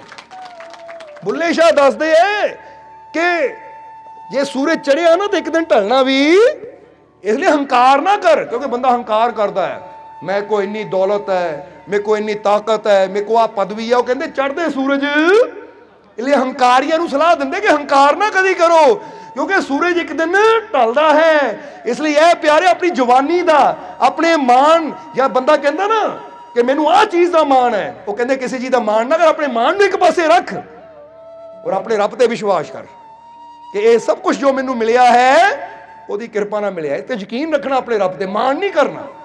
ਕਿਉਂਕਿ ਹੰਕਾਰੀਆਂ ਦੇ ਸੂਰਜ ਢਲਦੇ हुए नामवर वे निशां कैसे कैसे जमी खा गई नौजवान। इसलिए पहला इशारा बुल्ले शाह कर रहे हैं हंकारियां की तरफ कि चढ़ते सूरज ढलते वेखे कि किसी चीज़ का, अपनी ताकत का, जवानी का, धन दौलत का, पदवी का मान ना कर। क्योंकि अज जिहड़े कुर्सी ते बैठे होंदे, वक्त बदलदा, कुर्सियां थल्लियों निकल जांदियां कि नहीं। हुण चाहे कोई मंत्री है, चाहे कोई मिनिस्टर है, चाहे कोई PM है, CM है, वक्त आंदा तो फिर बदल जाते कि नहीं। बोलो समझते हो कि नहीं। वो कहते कि ये चीज़ां ना अज है कल नूं चलियां जाणियां। मान ना कर, बल्कि जे अज रब ने कोई दात दी तो शुक्र कर। ये शुक्र है मेरे मालिक, तू मैनू इस जगह बिठाया, ये तेरी रहमत है। क्योंकि शुक्र करांगे तो होर उच्चा ओहदा मिलेगा, होर उच्ची पदवी मिलेगी। हंकार करांगे तो जिथे बैठे उत्थों भी गिरते चले जावांगे। इसलिए बुल्ले शाह कहते चढ़ते सूरज ढलते देखे, बुझते दीवे। और ये दूजा इशारा बुल्ले शाह उन्होंने कर रहे हैं कि ਜਿਹੜੇ इंसान कह देंगे ना, हाय मेरा कोई नहीं है, मेरे जीवन च मैनू कोई पुछण वाला नहीं है, मेरी मुश्किल का कोई हल नहीं है, मेरे जीवन च दुख ही दुख है, मैनू कोई बचाण वाला नहीं है। उन्होंने इशारा कर रहे हो प्यारिया, एक ताकत है, दुनिया तेरा साथ देवे ना देवे, पर एक शक्ति ऐसी है जिहड़ी नामुमकिन नूं मुमकिन कर सकती है, जिहड़ी बुझदियां नूं भी बाल सकती है। और वो है वो रब, वो परमात्मा। इसलिए उत्ते विश्वास करना शुरू कर, तो तेरे जीवन च भी अज ना कई कह देंगे मेरे जीवन च खुशियां है नहीं। जे खुशियां दे दीवे बुझ चुके हैं, वो दोबारा जगाने जानता है, वो जगान की ताकत रखता है। बस उत्ते विश्वास कर, यकीन कर कि जे मेरे जीवन च अज कोई मुश्किल है तो हल भी होएगा। जिदा ही कहते कर्म करो तो फल मिलता है हर मुश्किल का। अगर इंसान अच्छा कर्म करे तो जिदा बंदे ने कर्म करना फल भी ਮਿਲਣਾ ਹੈ। ਤਾਂ ਜੇ ਮੁਸ਼ਕਿਲ ਹੋਵੇ ਨਾ, ਹਰ ਮੁਸ਼ਕਿਲ ਦਾ ਹੱਲ ਵੀ ਮਿਲ ਜਾਂਦਾ ਹੈ। ਇਹੀ ਚੀਜ਼ ਬੁੱਲੇ ਸ਼ਾਹ ਦੱਸਦੇ ਹੈ ਕਿ ਬੁਝਦੇ ਦੀਵੇ ਵੱਲਦੇ ਵੇਖੇ। ਸੋ ਅੱਜ ਆਪਣੇ ਅੰਦਰਲਾ ਵੀ ਬੁਝਿਆ ਦੀਵਾ ਵਿਸ਼ਵਾਸ ਦਾ ਬਾਲ ਲੈਣਾ ਆਪਾਂ। ਜੇ ਅੰਦਰ ਪ੍ਰੇਮ ਦਾ ਦੀਵਾ ਬੁੱਝ ਚੁੱਕਾ ਹੈ ਨਾ, ਕਿ ਬੰਦਾ ਕਹਿੰਦਾ ਹੈ ਪਿਆਰ ਘਟ ਗਿਆ, ਤਾਂ ਹੁਣ ਇਹਨੂੰ ਘਟਣ ਨਹੀਂ ਦੇਣਾ। ਇਹ ਪ੍ਰੇਮ ਦੇ ਦੀਵੇ 'ਚ ਇੰਨਾ ਤੇਲ ਪਾ ਦੇਣਾ ਕਿ ਇਹ ਕਦੀ ਬੁਝੇ ਨਾ। ਇਹ ਵਿਸ਼ਵਾਸ ਦਾ ਦੀਵਾ, ਪ੍ਰੇਮ ਦਾ ਦੀਵਾ ਹਮੇਸ਼ਾ ਬਲਦਾ ਰਹਿਣਾ ਚਾਹੀਦਾ ਹੈ। ਅਗਰ ਇਹ ਪਿਆਰ ਵਿਸ਼ਵਾਸ ਦਾ ਦੀਵਾ ਜਗ ਰਿਹਾ ਤਾਂ ਫਿਰ ਹਰ ਤਰਫੋਂ ਖੁਸ਼ੀਆਂ ਆਣੀਆਂ ਸ਼ੁਰੂ ਹੋ ਜਾਂਦੀਆਂ ਹੈ। ਇਸ ਕਰਕੇ ਸਮਝਣਾ ਜ਼ਰਾ ਕਿ ਬੁਝਦੇ ਦੀਵੇ ਬਲਦੇ ਦੇਖੇ, ਉਹ ਜਿਹਨਾਂ ਦਾ ਨਾ ਕੋਈ ਵੀ ਜਗਤੇ ਉਹ ਵੀ ਬੱਚੇ ਪਲਦੇ ਵੇਖੇ। ਕਹਿੰਦੇ ਜਿਹਦਾ ਦੁਨੀਆ ਤੇ ਕੋਈ ਵੀ ਨਹੀਂ, ਅੱਜ ਬੰਦਾ ਕਹਿੰਦਾ ਮੇਰਾ ਕੀ ਬਣੇਗਾ, ਜੇ ਮੈਨੂੰ ਕੁਛ ਹੋ ਗਿਆ ਮੇਰੇ ਬੱਚਿਆਂ ਦਾ ਕੀ ਬਣੇਗਾ, ਔਲਾਦ ਦਾ ਕੀ ਬਣੇਗਾ। ਉਹ ਕਹਿੰਦੇ ਰੱਬ ਤੇ ਭਰੋਸਾ ਕਰ, ਕਿਉਂਕਿ ਰਿਜ਼ਕ ਦੇਣ ਵਾਲਾ, ਪਾਲਣ ਵਾਲਾ, ਸੰਭਾਲਣ ਵਾਲਾ ਪਾਲਣਹਾਰ ਕਿਹਾ ਗਿਆ, ਉਹਨੂੰ ਪਾਲਣ ਕਰਤਾ ਕਿਹਾ ਗਿਆ ਹੈ। ਬੋਲੋ ਸਮਝਦੇ ਹੋ ਕਿ ਨਹੀਂ। ਔਰ ਇੱਥੇ ਇੱਕ ਗੱਲ ਕਹਿਣਾ ਚਾਹਾਂਗੇ, ਇੱਕ ਦਿਨ ਨਾ ਮੌਲਾਨਾ ਰੂਮੀ, ਕਿਉਂਕਿ ਐਸੇ ਫਕੀਰ ਹੈ ਜਿਨ੍ਹਾਂ ਨੇ ਕਈ ਕਿਤਾਬਾਂ ਲਿਖੀਆਂ ਔਰ ਬੜੀਆਂ ਗਹਿਰੀਆਂ ਗੱਲਾਂ ਕਰਦੇ ਸੀ। ਇੱਕ ਦਿਨ ਬੈਠੇ ਹੋਏ ਸੀ, ਇੱਕ ਆਦਮੀ ਆਇਆ, ਉਹ ਬੜਾ ਚਿੰਤਤ ਸੀ, ਜਿੱਦਾਂ ਜਿਹਨੂੰ ਕਹਿੰਦੇ ਬੰਦਾ ਕਿ ਮੈਂ ਡਿਪਰੈਸ਼ਨ 'ਚ ਜੀ, ਬੜੀ ਟੈਨਸ਼ਨ ਹੈ, ਬੜੀ ਚਿੰਤਾ, ਨੀਂਦ ਵੀ ਨਹੀਂ ਆਉਂਦੀ ਰਾਤ ਨੂੰ। ਆਇਆ, ਆ ਕੇ ਮੌਲਾਨਾ ਰੂਮੀ ਦੇ ਕੋਲ ਬੈਠ ਗਿਆ। ਤਾਂ ਮੌਲਾਨਾ ਰੂਮੀ ਇਹਨੂੰ ਕਹਿੰਦੇ, ਐ ਨੌਜਵਾਨ ਕੀ ਗੱਲ ਹੋਈ। ਯਾਨੀ ਉਮਰ ਤਾਂ ਉਹਦੀ 30 ਸਾਲ ਦੇ ਨੇੜੇ ਸੀ, ਪਰ ਮੌਲਾਨਾ ਰੂਮੀ ਸਿਆਣੀ ਸੀ। ਔਰ ਉਹਨੂੰ ਕਿਹਾ ਨੌਜਵਾਨ ਕੀ ਗੱਲ ਹੋ ਗਈ। ਉਹ ਕਹਿੰਦਾ ਮਾਰੇ ਮੈਂ ਬੜੀ ਚਿੰਤਾ ਵਿੱਚ ਹਾਂ, ਬੜੀ ਫਿਕਰ ਰਹਿੰਦੀ ਹੈ ਮੈਨੂੰ। ਕਹਿੰਦੇ ਕਾਹਦੀ ਫਿਕਰ ਹੈ। ਕਹਿੰਦਾ ਆਪਣੇ ਬੱਚਿਆਂ ਨੂੰ ਲੈ ਕੇ, ਮੇਰੇ 2 ਬੇਟੇ ਹੈ, ਪਤਨੀ ਹੈ, ਇਹਨਾਂ ਨੂੰ ਲੈ ਕੇ ਫਿਕਰ ਨਹੀਂ। ਕੀ ਬਣੇਗਾ ਇਹਨਾਂ ਦਾ, ਕੀ ਬਣੇਗਾ ਇਹਨਾਂ ਦਾ, ਕੀ ਹੋਏਗਾ ਇਹਨਾਂ ਦਾ। ਜੇ ਅੱਜ ਮੈਨੂੰ ਕੁਛ ਹੋ ਗਿਆ, ਮੈਂ ਮਰ ਗਿਆ, ਇਹਨਾਂ ਦਾ ਕੀ ਬਣੇਗਾ। ਉਸ ਵੇਲੇ ਮੌਲਾਨਾ ਰੂਮੀ ਕਹਿੰਦੇ ਉਹ ਇੱਕ ਗੱਲ ਯਾਦ ਰੱਖ, ਬੜੀ ਪਿਆਰੀ ਗੱਲ ਕਹੀ, ਕਿਉਂਕਿ ਫਕੀਰਾਂ ਦੇ ਇਸ਼ਾਰੇ ਹੁੰਦੇ, ਜਿਹੜਾ ਸਮਝ ਲਵੇ ਸਮਝ ਗਿਆ, ਜਿਹੜਾ ਨਾ ਸਮਝੇ ਤਾਂ ਫਿਰ ਉਹਦੀ ਜ਼ਿੰਦਗੀ ਹੈ।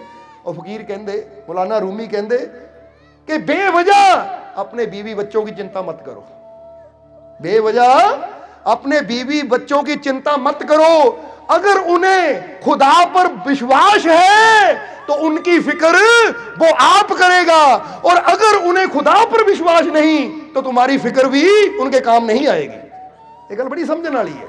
वो कहते जिहड़ा अपने रब ते यकीन रखता है ना, फिर ओदी फिक्र रब आप करता है। तो जिहड़ा रब नूं ना मनण वाला होवे, ओदी सारी फिक्र भी करी जाण तां ओदे जीवन च खुशी कदी। ये गल याद रखना हमेशा। इत्थे पॉइंट सब तो बड़ा की आंदा है कि उन्होंने कहा विश्वास सिखाओ अपने बीबी बच्चों नूं, अपने आप नूं, अपने बच्चों नूं कि बेटा ऐसी वो नहीं दे सकते जो साडा रब सानू दे सकता है, क्योंकि अज मैं हाँ तो कल नूं मेरा पता नहीं मैं रहना है या नहीं। पर अपने रब ते विश्वास हमेशा रखना कि हर मुश्किल चों कड्ढण वाला मेरा मालिक मेरे, हर जगह कामयाबी देने वाला मेरा मालिक मेरे। क्योंकि कल नूं ऐसी रहिए ना रहिए, बाप कवे अपने बच्चों कि कल नूं मैं होवां ना होवां, और वो मालिक हमेशा तेनू संभालने वाला, खुशियां देने वाला, कामयाबी देने वाला तेरे नाल है। और जे तू ते विश्वास रखेगा तो रहमत भी हर कदम ते तेरा साथ देगी। हुण जे बच्चे अंदर विश्वास है तो फिर उन्हां दी फिक्र और रब आप करेगा।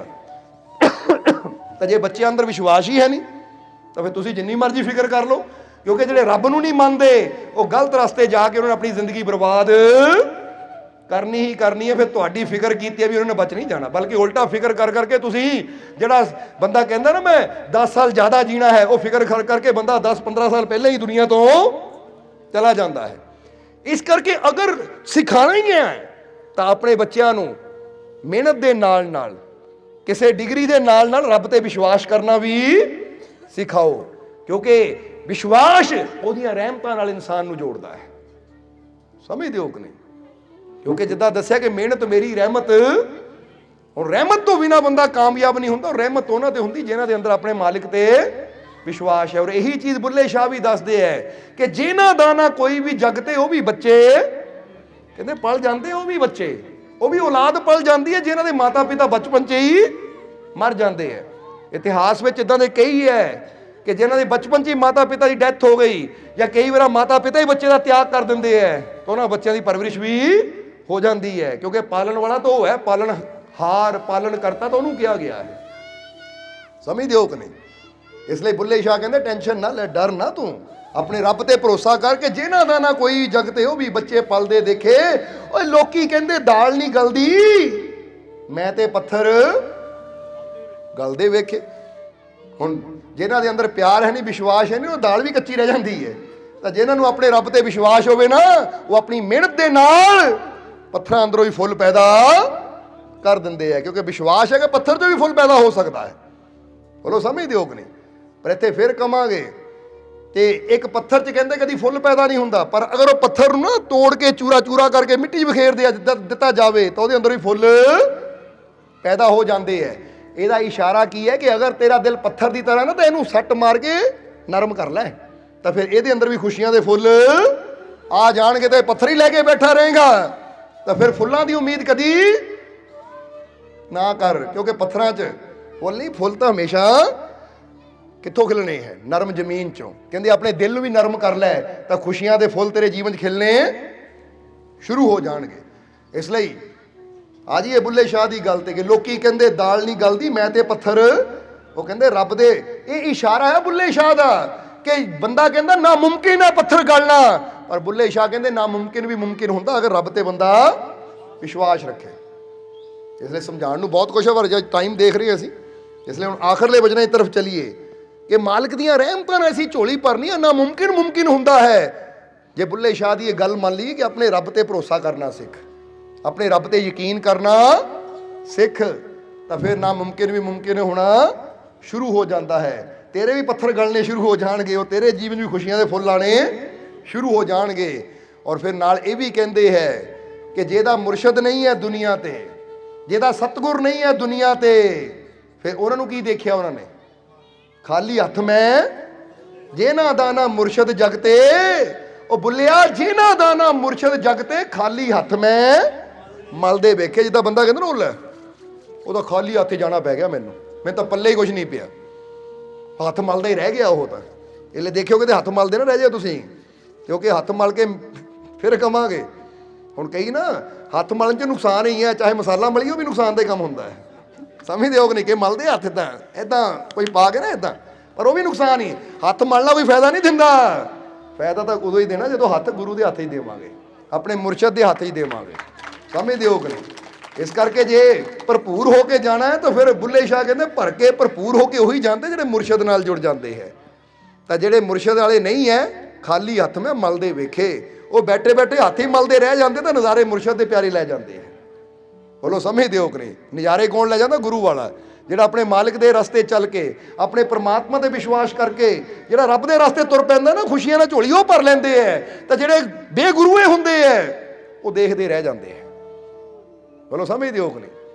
ਜਿੱਦਾਂ ਕਦੀ ਤੁਸੀਂ ਦੇਖਿਆ ਹੋਏਗਾ, ਕਿਉਂਕਿ ਅਸੀਂ ਇੱਕ ਮੰਜ਼ਰ ਦੇਖਿਆ, ਆਪਣੀ ਅੱਖੀ ਦੇਖਿਆ, ਉਹ ਮੰਜ਼ਰ ਦੇਖ ਕੇ ਨਾ ਸਾਨੂੰ ਇਹੀ ਬੜਾ ਵਿਚਾਰ ਕੀਤਾ ਕਿ ਦੇਖੋ ਆਹ ਮੰਜ਼ਰ ਵੀ ਕੀ ਗਿਆਨ ਦਿੰਦਾ ਹੈ।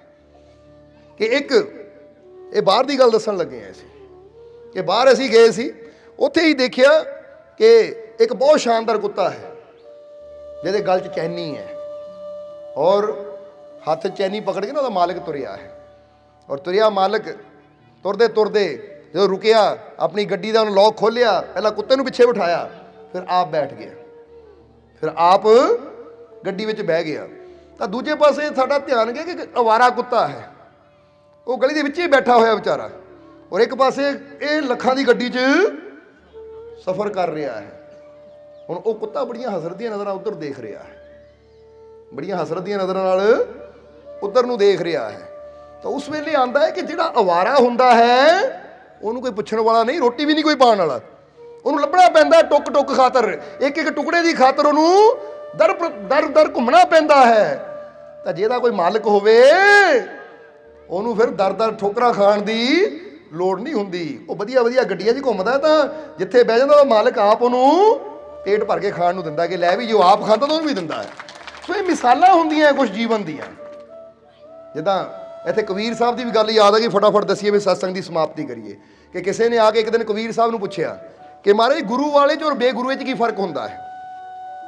ਗੁਰੂ ਵਾਲੇ ਔਰ ਬੇਗੁਰੂਏ 'ਚ ਕੀ ਫਰਕ ਹੁੰਦਾ ਹੈ? ਤਾਂ ਉਸ ਲਈ ਕਬੀਰ ਸਾਹਿਬ ਨੇ ਉਹਨੂੰ ਕਿਹਾ, ਜਾਨਣਾ ਚਾਹੁੰਦਾ ਤਾਂ ਬਹਿ ਜਾ ਸਾਡੇ ਕੋਲ। ਹੁਣ ਬਹਿ ਕੇ ਜਦੋਂ ਬਹਿ ਗਿਆ, ਕਬੀਰ ਸਾਹਿਬ ਨੇ ਆਪਣੀਆਂ ਅੱਖਾਂ ਬੰਦ ਕਰ ਲਈਆਂ। ਹਾਲੇ ਅੱਖਾਂ ਬੰਦ ਕੀਤੀਆਂ ਨੂੰ ਥੋੜਾ ਟਾਈਮ ਹੀ ਹੋਇਆ ਸੀ ਕਿ ਇੱਕ ਅਵਾਰਾ ਕੁੱਤਾ ਆ ਗਿਆ ਕਬੀਰ ਸਾਹਿਬ ਦੇ ਵਿਹੜੇ 'ਚ, ਕਿਉਂਕਿ ਬੈਠੇ ਹੋਏ ਸੀ ਸਾਹਮਣੇ। ਇੱਕ ਕੁੱਤਾ ਆ ਗਿਆ, ਕਬੀਰ ਸਾਹਿਬ ਨੇ ਅੱਖਾਂ ਖੋਲ ਕੇ ਇਹਨੂੰ ਕਿਹਾ, ਉਹ ਜਿਹੜਾ ਦੇਖ ਕੇ ਕੁੱਤੇ ਨੂੰ ਬਾਹਰ ਦੌੜਾ, ਇਹਨੂੰ ਬਾਹਰ ਦੌੜਾ।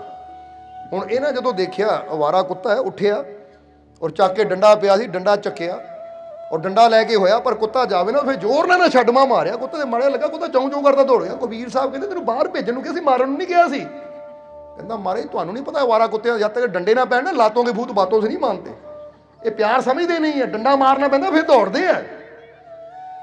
ਕਬੀਰ ਸਾਹਿਬ ਨੇ ਅੱਛਾ ਬਹਿ ਜਾ, ਫਿਰ ਹੁਣ ਬਹਿ ਗਿਆ। ਕਹਿੰਦਾ ਮਹਾਰਾਜ ਸਵਾਲ ਦਾ ਜਵਾਬ ਤਾਂ ਦੇ ਦਿਓ ਬਸ। ਕਬੀਰ ਸਾਹਿਬ ਨੇ ਥੋੜੀ ਦੇਰ ਹੋਰ ਜਵਾਬ ਮਿਲ ਜਾਣਾ ਤੈਨੂੰ। ਫਿਰ ਕਬੀਰ ਸਾਹਿਬ ਅੱਖਾਂ ਬੰਦ ਕਰਕੇ ਬਹਿ ਗਏ। ਉਹਨੇ ਅੱਖਾਂ ਬੰਦ ਕਰਕੇ ਬੈਠਣ ਦਾ ਵੀ ਰਾਜ ਸੀ, ਕੁੱਤੇ ਆਪ ਨਹੀਂ ਆਉਂਦੇ ਸੀ, ਖਿੱਚਦੇ ਸੀ, ਕਿਉਂਕਿ ਦੱਸਣਾ ਸੀ। ਥੋੜੀ ਦੇਰ ਹੋਈ ਤੇ ਇੱਕ ਹੋਰ ਕੁੱਤਾ ਆ ਗਿਆ ਔਰ ਉਹ ਕੁੱਤਾ ਆਇਆ, ਕਬੀਰ ਸਾਹਿਬ ਨੇ ਕਿਹਾ ਦੇਖ ਇੱਕ ਹੋਰ ਕੁੱਤਾ ਆ ਗਿਆ ਹੈ, ਇਹਨੂੰ ਵੀ ਦੌੜਾ। ਹੁਣ ਜਦੋਂ ਦੇਖਿਆ ਨਾ ਕੁੱਤੇ ਨੂੰ ਗੌਰ ਨਾਲ, ਤਾਂ ਬੜਾ ਉਹਦੇ ਕੋਲ ਗਿਆ, ਪਿਆਰ ਨਾਲ ਕਰਕੇ ਉਹਨੂੰ ਬਾਹਰ ਕਰਨ ਲੱਗਾ। ਕਬੀਰ ਸਾਹਿਬ ਕਹਿੰਦੇ ਕੀ ਗੱਲ, ਡੰਡਾ ਚੱਕ, ਪਹਿਲਾਂ ਵੀ ਡੰਡਾ ਹੀ ਮਾਰਿਆ ਸੀ। ਕਹਿੰਦਾ ਮਾਰੇ ਨਹੀਂ, ਇਹ ਮੇਰੇ ਗੁਆਂਢੀਆਂ ਦਾ ਕੁੱਤਾ ਆ, ਕਿਤੇ ਉਹਨਾਂ ਨੂੰ ਪਤਾ ਲੱਗ ਗਿਆ ਮੈਂ ਡੰਡਾ ਮਾਰਿਆ, ਤੁਹਾਨੂੰ ਨਹੀਂ ਪਤਾ, ਲੜਨਗੇ ਮੇਰੇ ਨਾਲ, ਉਹ ਤਾਂ ਮੇਰੇ ਨਾਲ ਲੜਨਗੇ। ਤੇਰੀ ਹਿੰਮਤ ਕਿੱਦਾਂ ਹੋਈ ਤੁਹਾਡੇ ਕੁੱਤੇ ਨੂੰ ਡੰਡਾ ਮਾਰਨ ਦੀ? ਕਿਉਂਕਿ ਇੱਦਾਂ ਹੋ ਜਾਂਦਾ ਕਿ ਨਹੀਂ? ਸੱਚ ਦੱਸਿਓ, ਜੇ ਤੁਸੀਂ ਕੁੱਤਾ ਰੱਖਿਆ ਕੋਈ ਗੁਆਂਢੀ ਮਾਰ ਦੇਵੇ ਤਾਂ ਤੁਹਾਨੂੰ ਗੁੱਸਾ ਆਉਂਦਾ ਕਿ ਨਹੀਂ ਹੈ? ਇੰਨੀ ਇਹਨਾਂ ਦੀ, ਮੇਰੇ ਕੁੱਤੇ ਨੂੰ ਮਾਰਿਓ।